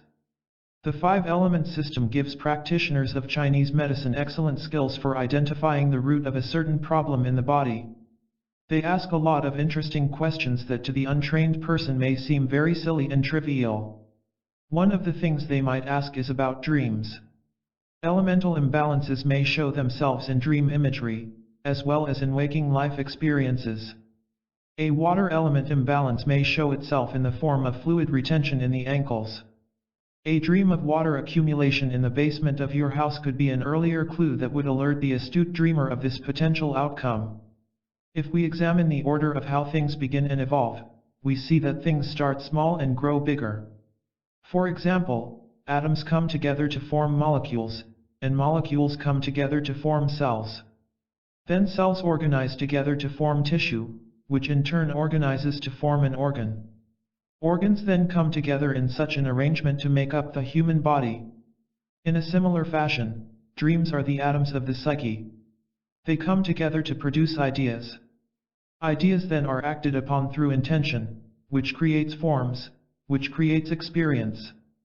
Working backward, we can postulate that if a person has aberrant behavior, there was before that an elemental imbalance in her psychological state, which before that manifested in her dream state. From the perspective of the physical plane, an imbalance in an organ is preceded by an imbalance in the cellular fields, and before that in the molecular fields, and even before that in the atomic or pure energetic fields. Many people today practice some form of energy medicine, among them Reiki, Qigong, healing touch, and many others. Each has its own approach and rituals, but each is oriented toward making an assessment of a person's subtle energies. An imbalance may be diagnosed, followed by an active manipulation of the energy by the practitioner upon that person. Most energy medicine disciplines have their roots in Chinese medicine. Some have evolved from other Eastern cultures that have philosophies and medical practices based on subtle elemental energies as well. If we were to examine dreams as a subtler form of energy and approach dream work as a type of energy medicine, we might find it has more to offer than we previously thought. There are numerous accounts in ancient texts of how spiritual and government leaders used dream interpreters to help make not only personal decisions, but decisions that would involve the masses. The desire to understand dreams is basic to all humanity, and these desires compelled leaders to hire dream interpreters. Many decisions and strategic movements in a society were based on the dreams of their kings and queens. One well-known biblical figure is Joseph, the great-grandson of Abraham. The name Joseph actually comes from an Egyptian word meaning discoverer of hidden things. He is the same Joseph known for his coat of many colors. Perhaps his colorful coat was a metaphor for a person innately possessing a healthy balance of the 5 elements. He was welcomed to the court of the Pharaoh of Egypt because of his amazing ability to interpret the hidden meanings in dreams. We don't really know how our dream-interpreting biblical forefathers like Joseph actually processed a dream. They all most likely had their own unique system. Could it be possible they used a yin-yang approach? If so, they most likely would have used concepts using words such as God and devil to illustrate what in reality may have been the positive and negative energies of yin and yang. Is it also possible they had knowledge of the 5 elemental orders of nature, but they used a different language and a different conceptual framework to illustrate them? These questions are merely conjectural, but they are great food for thought. We will now get into the meat of each element, so you can become more intimate with each of their natural characteristics. By the end of this chapter, you should have enough familiarity with each of the elements, and then will be ready to use a 5-element system to process and interpret your own dreams. Wood. In some of the ancient cultures, the wood element was not described as an element in and of itself. The ancient Greeks, for example, only spoke of 4 elements, which were water, fire, earth, and air. The Chinese, on the other hand, conceptualized that all material forms originated from the earth, so they extracted one of the components of earth, wood, and gave it its own recognition as a basic element. External correspondences. The Chinese character for wood is mu, which means tree. Think of the characteristics of a tree when contemplating the wood element.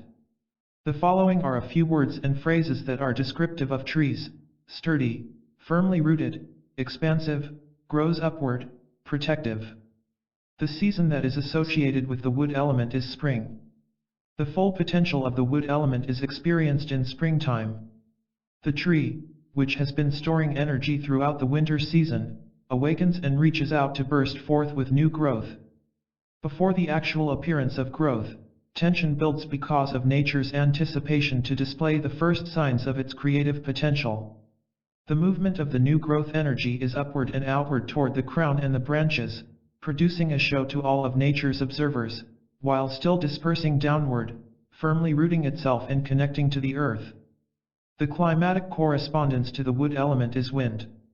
When one thinks of springtime, one thinks of the wind. The new seeds, spawned by rapid growth and the expansion of foliage, need to be carried by the wind to begin their own cycles of growth. Springtime gives birth to the wind and commissions it to carry out its natural duty. To remember this association, just gaze into your mind's eye and listen to the sound of trees. When the wind is not present, they are silent. It is the wind acting upon the trees that helps us to hear their voice. The colors of the wood element are green, turquoise, and brown. Green is more associated with the wood element's youth, and brown the color most associated with its maturity. The tender shoots of new green grass that arise from the ground help us realize spring has arrived. The brown and brittle woody growth informs us that the energy of wood has reached its maximum potential and is ready for its transition. The direction associated with the wood element is the east, which relates to morning and sunrise. It is in the dawning of a day when new growth begins. Yesterdays are forgotten. Similarly, with the birth of spring, the darkness of winter fades to a fleeting memory, and the perennial cycle of new growth commences. The morning is when all of nature begins its new daily cycle.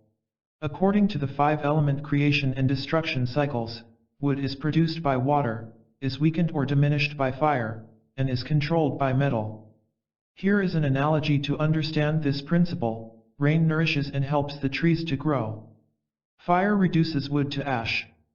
The metal axe cuts the trees and controls their growth. Internal correspondences. The wood element within is the liver and gallbladder. They are yin/yang paired organs, working harmoniously together, sending energy in all 4 directions, just like the tree. Together as a team, they are responsible for directing the metabolic strategies. It is interesting to note that the bile manufactured in the liver is green, and the biliary system has been called the biliary tree. The character of the liver/gallbladder team is assertive, decisive, and wise. Just like the tree that takes nourishment from the soil and reaches out to grasp the wind, they are ready for action with well-laid plans for how to handle both what is nutritive and what is toxic to the body. In Chinese medical literature, the liver has been called the general. The general has the responsibility to develop strategies for war, keeping the troops properly trained, exerting tension to be prepared for every possibility. The general asserts his authority, using cunning decisiveness, to see that there is a smooth flow of qi throughout the body and that all movements of the troops, qi, are harmonious and purposeful. In addition to maintaining strategic physiologic workings, the internal wood element is about growth and balance. It provides coordinated activities of growth and expansion, giving us the ability and the flexibility to grow and mature. In nature, trees and forests grow, naturally providing a sense of order and structure. In gardening and landscaping, we sometimes plant in perfect rows and use woody shrubs to define boundaries. A healthy wood element within us dwells in the chaos, yet provides this same order and structure. Other parts of the body related to the wood element are the tendons, muscles, fingernails, and eyes. Physical problems. The following are physical manifestations of wood element problems: biliary disease, digestive disorders, eye diseases, chronic tension, fertility problems, fibromyalgia, migraine headaches, menstrual disorders, and musculoskeletal problems. Psychological problems. As mentioned before, the wood element season is the spring, when there is new growth and the re-emergence of life in the trees and flowers after the somnolence of winter. The essence of the wood element is renewal and rebirth.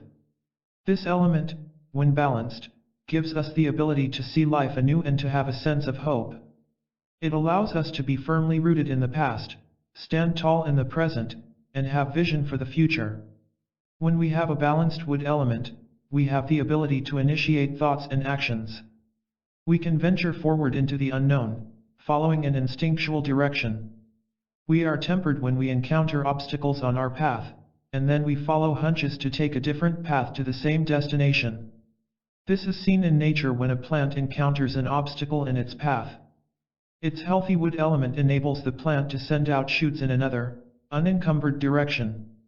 The obstacles themselves, though binding and constricting to the strong assertive powers of the plant to do its own thing, enable the plant to take on unique forms and shapes, thereby giving it its own unique identity.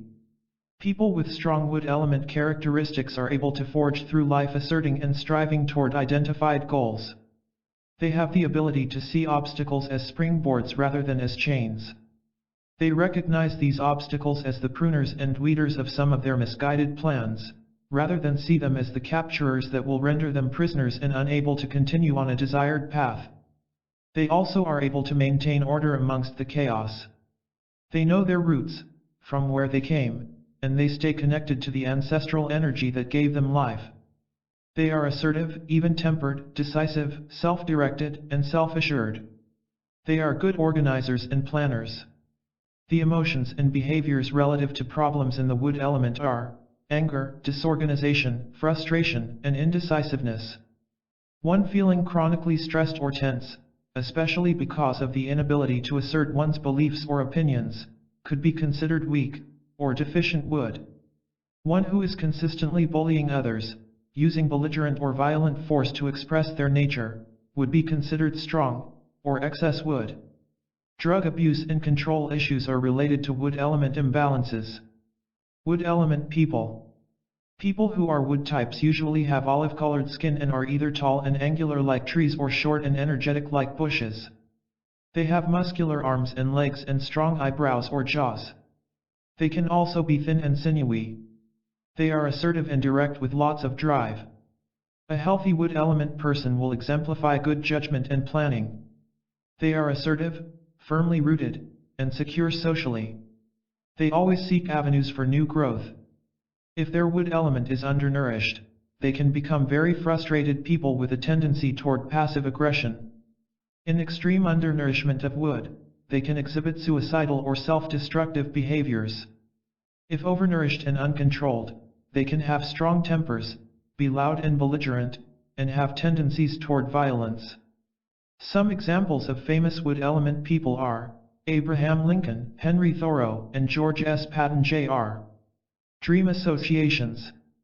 The wood element can be seen in dreams where wooden objects are the props in the dream play, or where flora and fauna are visible in the dream landscape. The characters in the dream play will have wood element qualities as previously described. A wood element characteristic might show itself in people who are well-motivated and organized, scrupulous planners, self-employed or directors of a company, and accustomed to having things mapped out ahead of them. The dream character could be a general or a military leader, a successful owner of a company, or a strong muscle man. Wood element dream characters are also people who like to be pushed and who like their abilities tested and stretched. They are totally dedicated to everything they pursue, whether it be for work, play, or family life, even to the point where someone would lay down his life for a cause. An example in history is Saint Joan of Arc, who was totally dedicated to what she believed in and gave her life for it. Other examples of dream images that correspond with the wood element are green objects, budding flowers, paper money, and mushrooms. Dreams with the emotions of anger, inability to express concepts, frustration, feeling wimpy, and violence demonstrate an imbalance in this element. For more image correspondences, see the glossary in the back of this book. Fire. Fire is the creative, spiritual principle. This yang energy is the source of all life. Aboriginal peoples once worshipped fire and the fires of the sun as their god, perhaps because they may have imagined that a world without a sun and without warmth would be cold, lost, and incapable of existing. External correspondences. On planet Earth, the sun is our true source of warmth and heat. It is like the perpetual flame that is never extinguished. In daily cycles, it rises and sets in the sky, and in quarterly cycles it changes its orientation to the earth. This sun/fire energy promotes the heat and light so that all of nature can exist. Nature absorbs this fire energy and utilizes it for perpetual motion. Without this yang energy, motion ceases, stagnation occurs, and progression of life in viable form is halted. The fire chi moves in all directions. It spreads. It is radiant and hot. Radiant energy moves away from its center. According to the creative cycle of the 5 elements, fire is produced by wood, and at the same time exhausts wood. It is controlled by water. The season corresponding to the fire element is summer. The yang fire energy of the sun abounds. The days are longer. The sun is closer to earth. All of nature is active. Growth of plants, shrubs, and trees is plentiful. Both fauna and flora are engaged in the creative dance of life, proudly displaying reproductive capabilities, and extending nature to its fullest potential. The color associated with the fire element is red. A fiery yellow is associated, for this is the color of the sun, and of the flames seen in an actual fire. The climatic corresponding to the fire element is heat, and the direction is the south. According to the principles of Feng Shui, the Chinese art of placement for the maximizing of qi and natural forces in one's environment, the southern rooms of a home should display fire element images to attract the creative, perpetual moving energy that brings abundant growth. Internal correspondences. The fire element organs in the body are the heart and the small intestine. Just like the sun, fire energy keeps nature moving and growing. The heart is the perpetual yang energetic pump that keeps our blood pumping, and brings all the nutrients manufactured by the small intestine to all our cells ceaselessly from birth to death. The organ extensions related to the fire element are the blood vessels. The tongue and bitter taste also are fire element correspondences. Physical problems. Physical ailments corresponding to the fire element generally are conditions associated with a heart or small intestine imbalance. Cardiac arrhythmias, difficulty sleeping, feeling hyperactive, panic attacks, and restlessness are all fire element problems. In Chinese medicine, a person with these conditions is said to have hyperactive heart fire. Difficulty digesting or assimilating food can be another example of a fire element problem, because this is the role of the small intestine. However, digestive difficulties can also be due to other elemental imbalances, so do not assume that the small intestine is always the culprit. There are many fine clinical distinctions that a trained practitioner of Chinese medicine takes into consideration before deciding on a diagnosis of a small intestine problem. Psychological problems. The emotion associated with the fire element is joy. Laughter is the expression of this joy, but when the fire element is hyperactive, there may be excessive talking and laughing. If unchecked by the water element within, fire energy can flame out of control, causing mania and psychosis. Have you ever known someone who seemed to giggle or smile inappropriately at a time when there was something serious happening? This is a fire element imbalance. Fire element people. Fire element people are charismatic leaders who have the innate ability to motivate and spark others into creating new growth. They are highly creative, keenly intuitive, and exceptionally passionate. They tend to not follow through with their creative endeavors, become bored easily during lulls, and are greatly challenged when in long-term relationships, as they are initiators, and they thrive on initiating lots of relationships. They tend to feel their creative flames dwindling if the relationship becomes too watery. Some famous fire element people are Robert Downey Jr., Julia Roberts, Danny Bonaduce, President Bill Clinton, Patty Duke, and Genghis Khan. Dream associations. Images in dreams that are associated with the fire element are fires, sparks, red objects, bloody drainage, and creative endeavors. Southern locations, feeling hot, or having passionate sex can also be related to the fire element. The terms fiery passion and worked into a frenzy are terms relative to fire. For more image correspondences, see the glossary in the back of the book. Earth. The earth energy is that all-sustaining energy that nurtures everything in nature. The ancients viewed the earth element as the procreator or mother of all the other elements. One of the basic 4 elements identified by the Greeks, the earth element was given her right place in the universe by the Chinese, at the center. Chinese scholars identified and extracted 2 vital energies from out of the earth, wood and metal, and gave them their own identities. The true essence of the earth element is loyalty, nurturance, and support. External correspondences. Mother Earth is the cliché we all use when speaking of the earth element. She nurtures us and bears fruits to feed and sustain all her children. She is vast and all-encompassing, providing home and hearth to every creature. Some words associated with this element are soil, nurture, ceramic, brick, mortar, adobe, feed, nutrition, and sharing. The season associated with this element is late summer, the pause at the end of summer when nature's growth has reached climax and is ready to make the cyclic transition into harvest season. It is the time when heat, mugginess, and dampness abound. Think of August in a hot and humid climate. There is lack of movement. Air stagnation makes vision cloudy and turbid. Sometimes the air is so thick you feel you can cut it with a knife. You wish for breezes to counteract the stuffiness. If you examine late summer in relation to the other seasonal cycles from a yin-yang perspective, you can see that it is a time where qi remains still.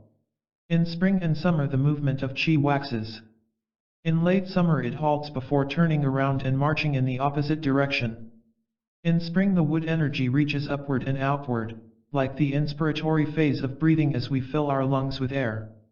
This is a yang movement. In summer, the yang fire energy continues moving outward, like the continued inspiration, reaching into all the nooks and crannies of our lungs. Mother Nature is passionate to display all of her creations. Then, in late summer, she says, it's time to stop doing so many things and slow down. Her creative prowess has waxed to her fullest potential. During this time of change, however, there is an energetic struggle, similar to the struggle that exists when one cannot make a decision to go one way or the other. Mother Nature's mood is changing. Her yang energy desires to remain active, so more heat is produced, yet the moist, humid yin energy has already come into play.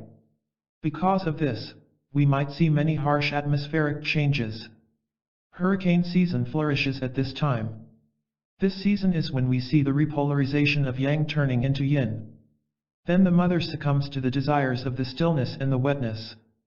She embraces the dampness to wet her parched surface, because she has felt the pangs of dehydration from all her productivity over the summer season. The colors associated with the earth element are yellow and orange. Yellow is more associated with the yang earth activity, and the sunset orange color with the yin activity. The direction associated with the earth element is the center. Internal correspondences. The earth element within is demonstrated in the stomach and spleen. Just like Mother Earth, the spleen and the stomach together, as yin/yang paired organs, produce the blood and the qi necessary to sustain life. Their job in the body is to take the basic substances of water and food and transform them into nutrients, vital fluids, blood, and ultimately tissue. Other body parts related to this element are blood, connective tissue, fatty tissue, flesh, muscles, esophagus, pancreas, mouth, and lips. The tactile sense and the sweet taste are also earth element correspondences. Physical problems. The following are possible manifestations of earth element problems: obesity, malnutrition, digestive disorders, bleeding tendencies, hernias, organ prolapse, edema, chronic loose stools, loss of muscle tone, and loose flesh. Psychological problems. Meditative, contemplative, and mindful are descriptors of a healthy earth psyche. When earth energies are imbalanced, they can become overbearing, enmeshed, controlling, clingy, scattered, and wishy-washy. Their weakness is in putting others before self.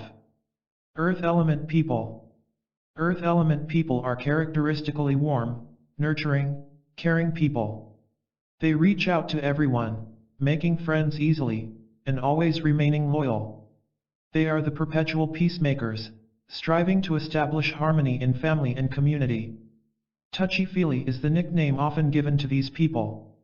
They are sensitive, and have great gut-level intuitive powers.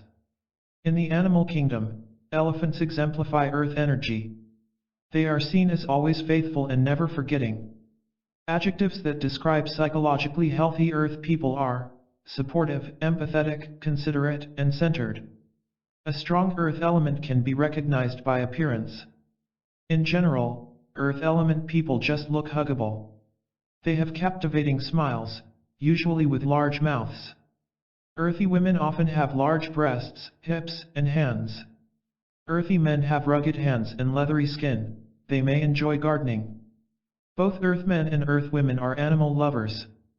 Some famous earth element people are Willie Nelson, Barbara Bush, Gene Hackman, Dan Blocker, Kathy Bates, and Oprah Winfrey. Dream associations. Some dream images related to the earth element are landscapes, caves, houses, marshy areas, singing, heavy feelings, sticky sensations, dogs, horses, elephants, and food. For more image correspondences, see the glossary in the back of this book. Metal. In some ancient cultures, the metal element was not recognized as one of the basic elements. As mentioned in the introduction to this chapter, several cultures around the globe developed elemental theories simultaneously. Most of them had identified 4 elements: fire, water, earth, and air. Air, however, was not considered a basic element to the Chinese, because it was invisible and non-tangible. It was just considered to be the space and the void in which the physical world existed. The ancient Chinese were chiefly concerned with identification of material things. They believed that all things visible and tangible derived from the yin substance of earth, so they initiated the analysis of the earth by breaking it down into 4 basic elements: wood, fire, metal, and water. Earth was kept as a basic element itself, thus making 5 elements. When cross-referencing the Chinese 5-element theory with the 4-element theories of other cultures, the metal element is most closely associated with the energetics relating to the air element. However, it is hard in some circumstances to see a direct relationship. External correspondences. Pure metals are chemical elements. This means they cannot be broken down into other substances. There are more than 100 chemical elements known. About 80 of these are metals. A few metals, such as gold, platinum, silver, and sometimes copper, are found in the earth in their pure state. However, most metals are not found free in nature. They are found only in chemical combination with other elements. By definition, a metal is a chemical element that has a shiny surface, has good electrical conductivity, and can be melted or fused. Unlike nonmetals, metals form positive ions and basic oxides and hydroxides. Upon exposure to air, many metals react chemically with the oxygen of the atmosphere to form a metallic oxide such as rust on exposed iron. Metals are a large part of our world. We use them in everyday life all the time. Whether writing with a pencil, typing on a computer, driving an automobile, or cooking a meal, many people depend on the different forms and compounds in which metals come. Some could not even live without certain machines made from metal, such as those used in hospitals. Current trends in medical biological research is to find mechanisms by which organisms control transition metal ions and the roles of these metals in cellular regulation and cell-to-cell signaling. The National Institutes of Health recently solicited new projects focusing on the role of metals in the body's chemistry and the interactions of metal-containing compounds with enzymes. Below are just a few uses of metals, listed by category. Transportation: cars, buses, trucks, trains, ships, and airplanes. Aerospace: unmanned and manned rockets and the space shuttle. Computers and other electronic devices that require conductors: TV, radio, stereo, calculators, security devices, etc. Communications: wireless and wired communications, and satellites that depend on a tough but light metal shell. Food processing, preparation, and preservation: pots, pans, microwave and conventional ovens, refrigerators, and freezers. Construction: nails in conventional lumber construction and structural steel in other buildings. Biomedical applications: artificial replacement for joints and other prostheses. Electrical power production and distribution: boilers, turbines, generators, transformers, power lines, nuclear reactors, oil wells, and pipelines. Farming: tractors, combines, planters, and other equipment. Household conveniences, ovens, dish and clothes washers, vacuum cleaners, blenders, pumps, lawn mowers and trimmers, plumbing, water heaters, heating and cooling, etc. Metal element energy is a consolidating and solidifying energy. When the Earth's ores are transformed, metal is created. Metal is the strong, compact energy contained deep within the Earth that is associated with completion. According to the 5-phase cycle of elemental interrelationships, metal is produced by Earth, it produces water, and it controls wood. Think of it this way. Metals are contained within the rocks and ores of the Earth, Earth producing metal. Metals are transmutations and become liquids in certain circumstances, metal producing water. Metal implements can be sharp, like an axe, and can cut wood, metal controlling wood. Metal energy descends, as opposed to its counteracting element, wood, which ascends. Within nature, the harmonious relationship between these two opposing energies is important for maintaining balance in the physical world. The season of the metal element is autumn, a time of decreasing light, increasing cold, and shorter days. Trees lose their leaves as they withdraw their energy internally. The chi within a tree during autumn begins its descent downward, where it will find a resting place down in the roots for the long winter. The colors associated with the metal element are gray and white. The climatic correspondence is dryness, and the direction is the west. Things pertaining to the west and to the desert regions all correspond with the metal element. Internal correspondences. One of the ancient Chinese sayings used to describe the relationship between the physical external world and the internal world of the human body is this: as without, so within.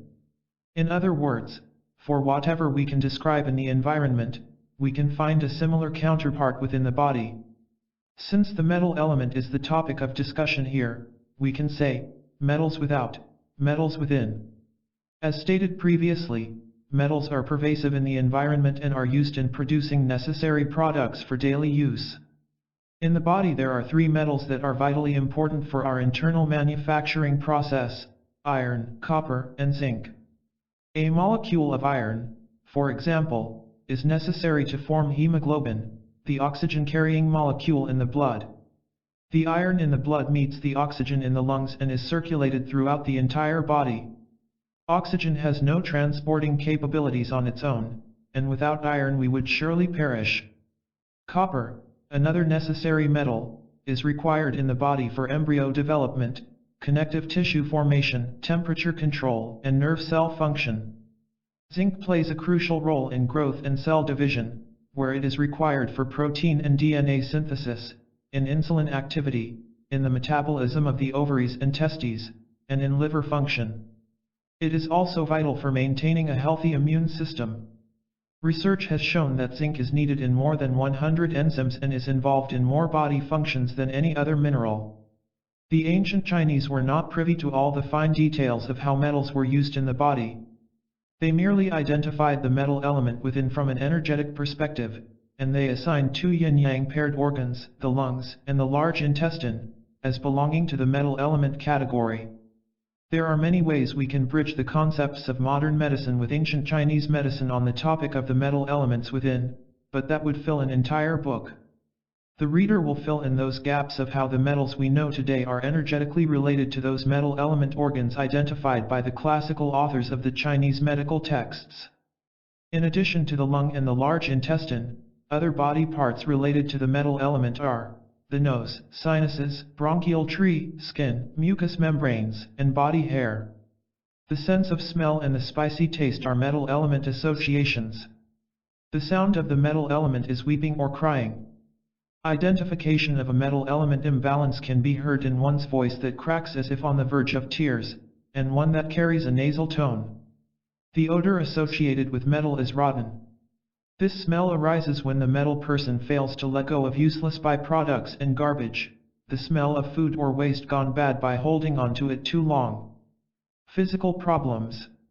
Health conditions related to the lung and the large intestine are indicative of metal element imbalances.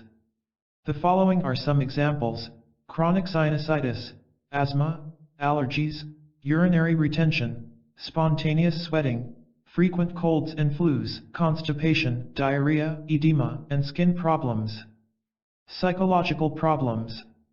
The metal element corresponds to the season of autumn, a time of dying and letting go.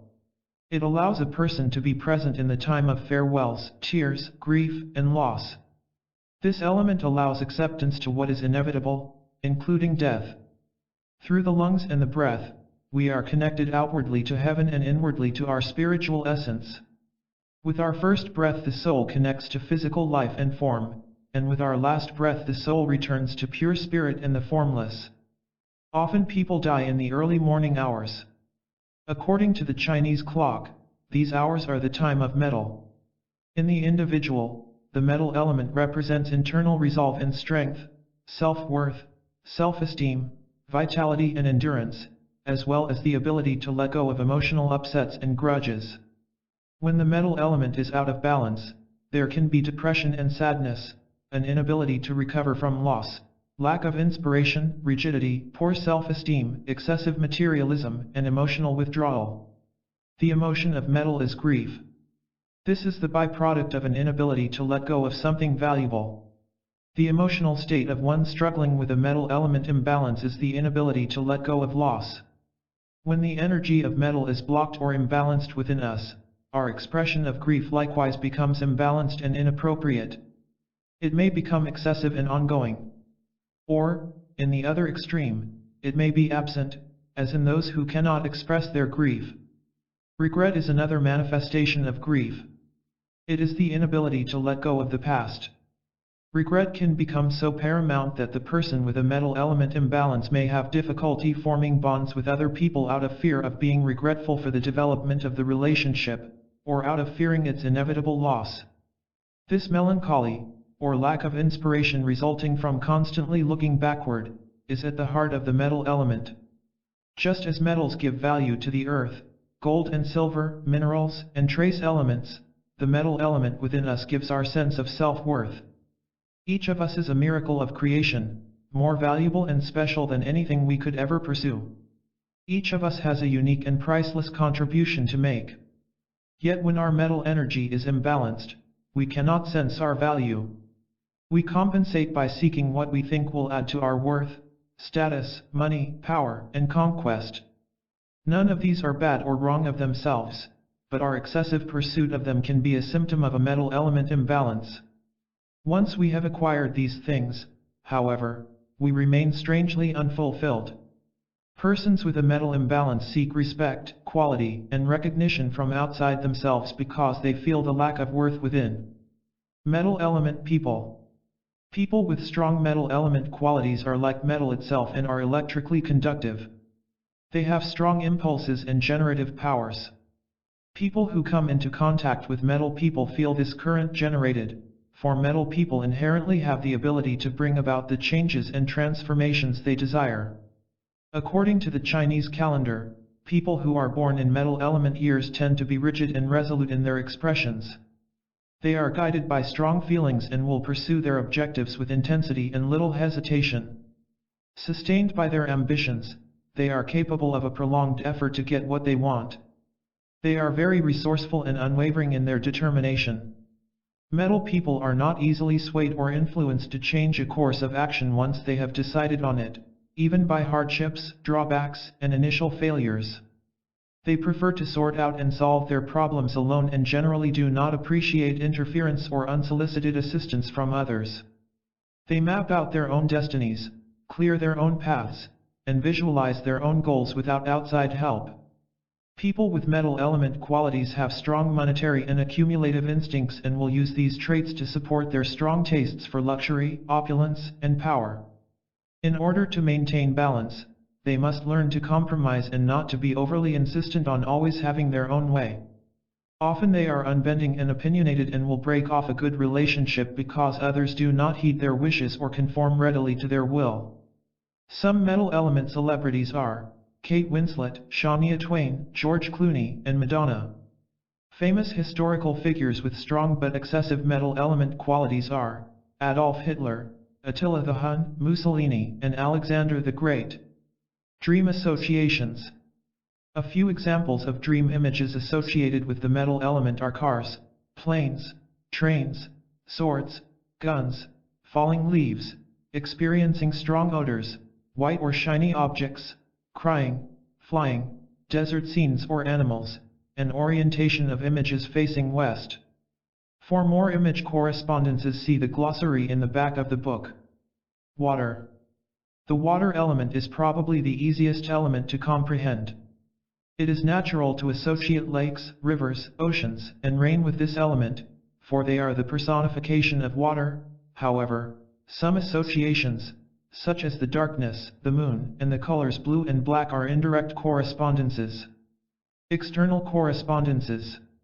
We live on a water planet. Approximately 70 to 75% of the Earth's surface is water.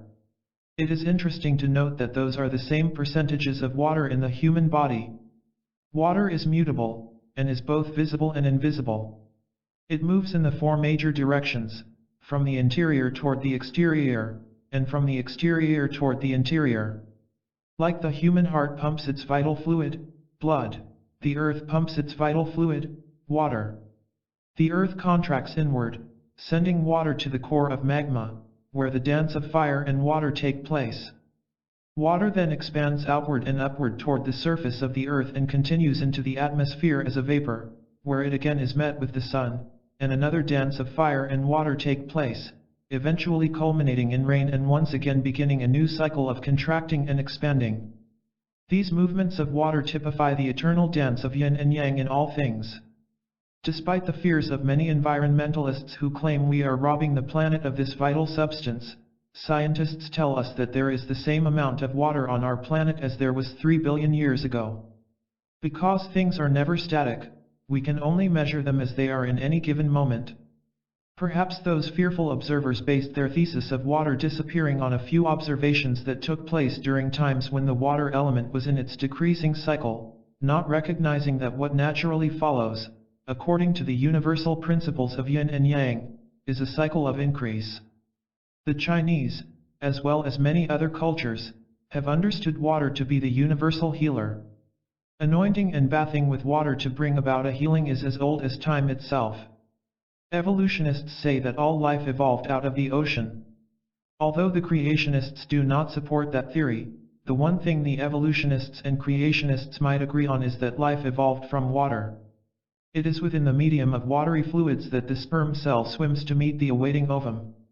Conception takes place, the fertilized ovum evolves into a zygote, then to an embryo, and finally into a fetus. The fetus is then born out of the water, and becomes a human infant. Some fundamental Christians ceremoniously go into the water once again to celebrate a rebirth into Christ. Water can be calm and serene, like a glassy lake, or it can be turbulent and raging, like a mighty river. It washes away earth, transports drifting wood, and when it comes across a rock or another impediment, it will seek its way around, coursing every path on its journey toward the sea. Water is passive and yielding, but at the same time it subdues everything. Trees instinctively know how to find water. Deep within the subterranean plates, water is waiting to be found. Roots burrow deeper and deeper until they tap into the water arteries and draw within them the essence that gives them life. The Chinese proposed that the water element is the one true source from where all life springs, and it holds the root of all knowledge. Things associated with the water element are puddles, rivers, lakes, oceans, rain, the colors blue and black, the element of mystery, darkness, the void, the great unknown, the northern regions, coldness, the salty taste, and the winter season. Internal correspondences. Water is the medium of all internal physiologic actions, and it is the means of transportation of vital substances such as red and white blood cells, hormones, and molecules.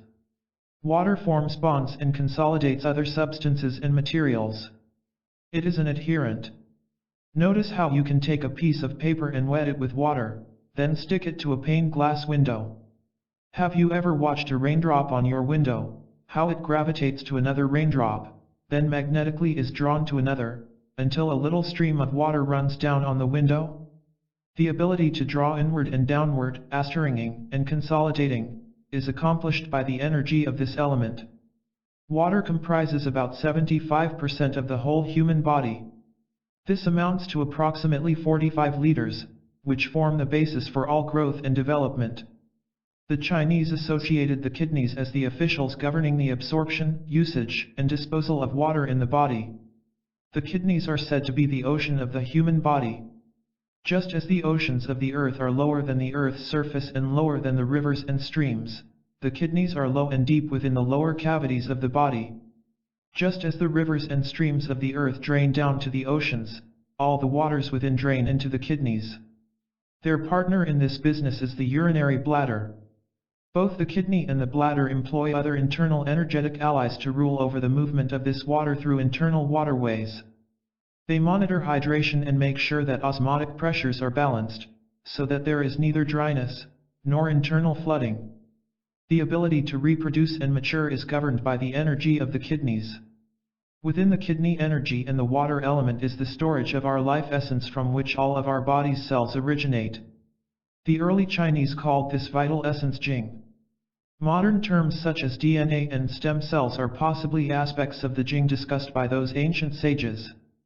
Having plentiful Jing is said to be the determinant of fertility and longevity, but when the Jing essence is diminished, then degenerative and abnormal cellular processes begin. In Chinese medicine, the kidney is a broader concept than just the organ itself. The adrenals, bladder, bones, brain, ears, pituitary gland, spinal cord, teeth, and ureters all are a part of the kidney system and are water element associations. When one is first learning Chinese medicine, it is a real stretch to understand how some of these organs and differing body parts can be so closely related to each other. But the more one bridges the concepts between Chinese medicine and Western medicine, it becomes more and more clear why they were grouped as part of the same internal colony. The brain, which is part of the kidney system, is referred to as the sea of marrow, and it is within this kidney energy that all knowledge is contained. Good memory and wisdom are the outgrowth of a strong water element within. It is interesting to note that we often use the phrase ocean of knowledge in psychological circles when speaking of the universal collective conscious and unconscious. We also refer to the unknown as the watery void, which is that metaphorical place from where all thoughts arise. Willpower, ambition, and strength are all housed within the water element. A strong water element must be present for us to achieve our goals, because goal accomplishment is so dependent on will and determination. The hearing sense and the salty taste are also water element correspondences. Physical problems. Because water is so vital to almost every body function, we can see water element imbalances in almost any illness. All life is born out of the water, so when cellular life on any level has gone awry, we can look to the water element for assistance in aiding a problem. Let's imagine some well-known images from movie scenes to highlight how we look to the water element for resolving various health conditions. Think of the scene of an injured soldier on a battlefield, or of a frail woman fainting, or of someone overcome by fear, heat, or stress. Picture the people who have come to help these fictitious characters. You see a soldier's comrade wetting the parched lips of his dying buddy. You see a passerby who witnesses the lady fainting and places a cold wet cloth on her forehead. You see someone throwing cold water into the face of someone who is screaming uncontrollably from fright. If you contemplate other scenes of people in hospital waiting rooms, doctors' offices, or at airport ticket counters, where people are in states of stress, the first thing that human services industry workers will offer to soothe the frenzied and the frazzled is a glass of water to drink. Water is the universal solvent. Examples of water element problems are adrenal problems, anemia due to bone marrow suppression, auditory conditions, bony malformations, early graying or loss of hair, edema, reproductive problems, shortness of breath on exertion, neurological dysfunctions, spinal problems, and ringing in the ears. Psychological problems. One of the characteristics of water is that it has an amazing ability to maneuver around any obstruction. It exerts strong willpower to achieve its goal to fulfill its destiny of reaching the seas. People who have strong water element qualities are therefore very adaptable. They also have great capability of finding their way around obstacles. Water element people are introspective, tend to do a great deal of reflecting, and are very observant. The emotion associated with the water element is fear. Because the kidney contains the seat of all knowledge, it is acutely aware of dangers lurking in the deep unknown. When the water element energy is imbalanced, an early indicator is becoming a little forgetful. The forgetfulness may only be for a time when water supplies are deficient. Other indicators, such as the lack of foresight or the lack of taking precaution or failure to be proactive, can also point to a malfunction in the kidney system. Extreme fear, such as panic disorder, is related to water element deficiencies. The brain and spine together are about 76% water. The total volume of the cerebrospinal fluid is about 125 to 150 milliliters. The loss of just a few drops of spinal fluid during a lumbar puncture can produce the worst headaches known, so you can imagine the importance of hydration on these vital water element organs. When a person has sudden mental status changes, or if he exhibits restlessness, agitation, or insomnia, he may be in need of water element nurturing. Depression, paranoia, and lack of will or desire to live are all other indicators of water element issues. Dream associations. Dream images related to the water element are those that have observable water in them, or that possess qualities of water, such as feelings of wetness, coldness, and darkness. Objects and animals such as boats and fish are also related. Dream scenes containing fear, mystery, sexual encounters, or lack of knowledge are all relative to the water element. Now that you are familiar with the 5 elements, try the following method for interpreting your dreams. 5-step 5-element dream study process. Step 1. Record your dream. Dreams are better analyzed and interpreted when you can examine them from the written word. You are more likely to get results when you can be more objective. Step 2. Give the dream a title. You are the creator of your dreams. Think of yourself as a movie producer who has a message to share with the world. As that producer, you select a writer to tell the story of what you want to say. Imagine who the writer of your dream story might be. You, as the producer, also select a location that has the right topographical landscapes to give the viewer a feeling toward the film. You carefully select the props, which themselves convey meaning. You select the actors who are characters in a scene portraying the message in a way that all who watch will be mesmerized by their performances. You, the dreamer, are now captivated by the story knowing, perhaps, the special meaning for yourself. Step 3. Underline the major characters, objects, and images that are most vivid. Include action verbs and some descriptive adjectives that you used in the dream recording. Step 4. Identify one main conflict in the dream. Stay focused on the main conflict, and use only those characters, objects, and images within the sentence or sentences that contain the main conflict. Many dreams are convoluted and lengthy. You will have an easier time deciphering the message in your dream if you extract the main conflict and work with it. If you cannot identify a conflict, begin with a few images that are the most vivid, or are more emotionally charged, even if they do not seem to have conflict. Step 5.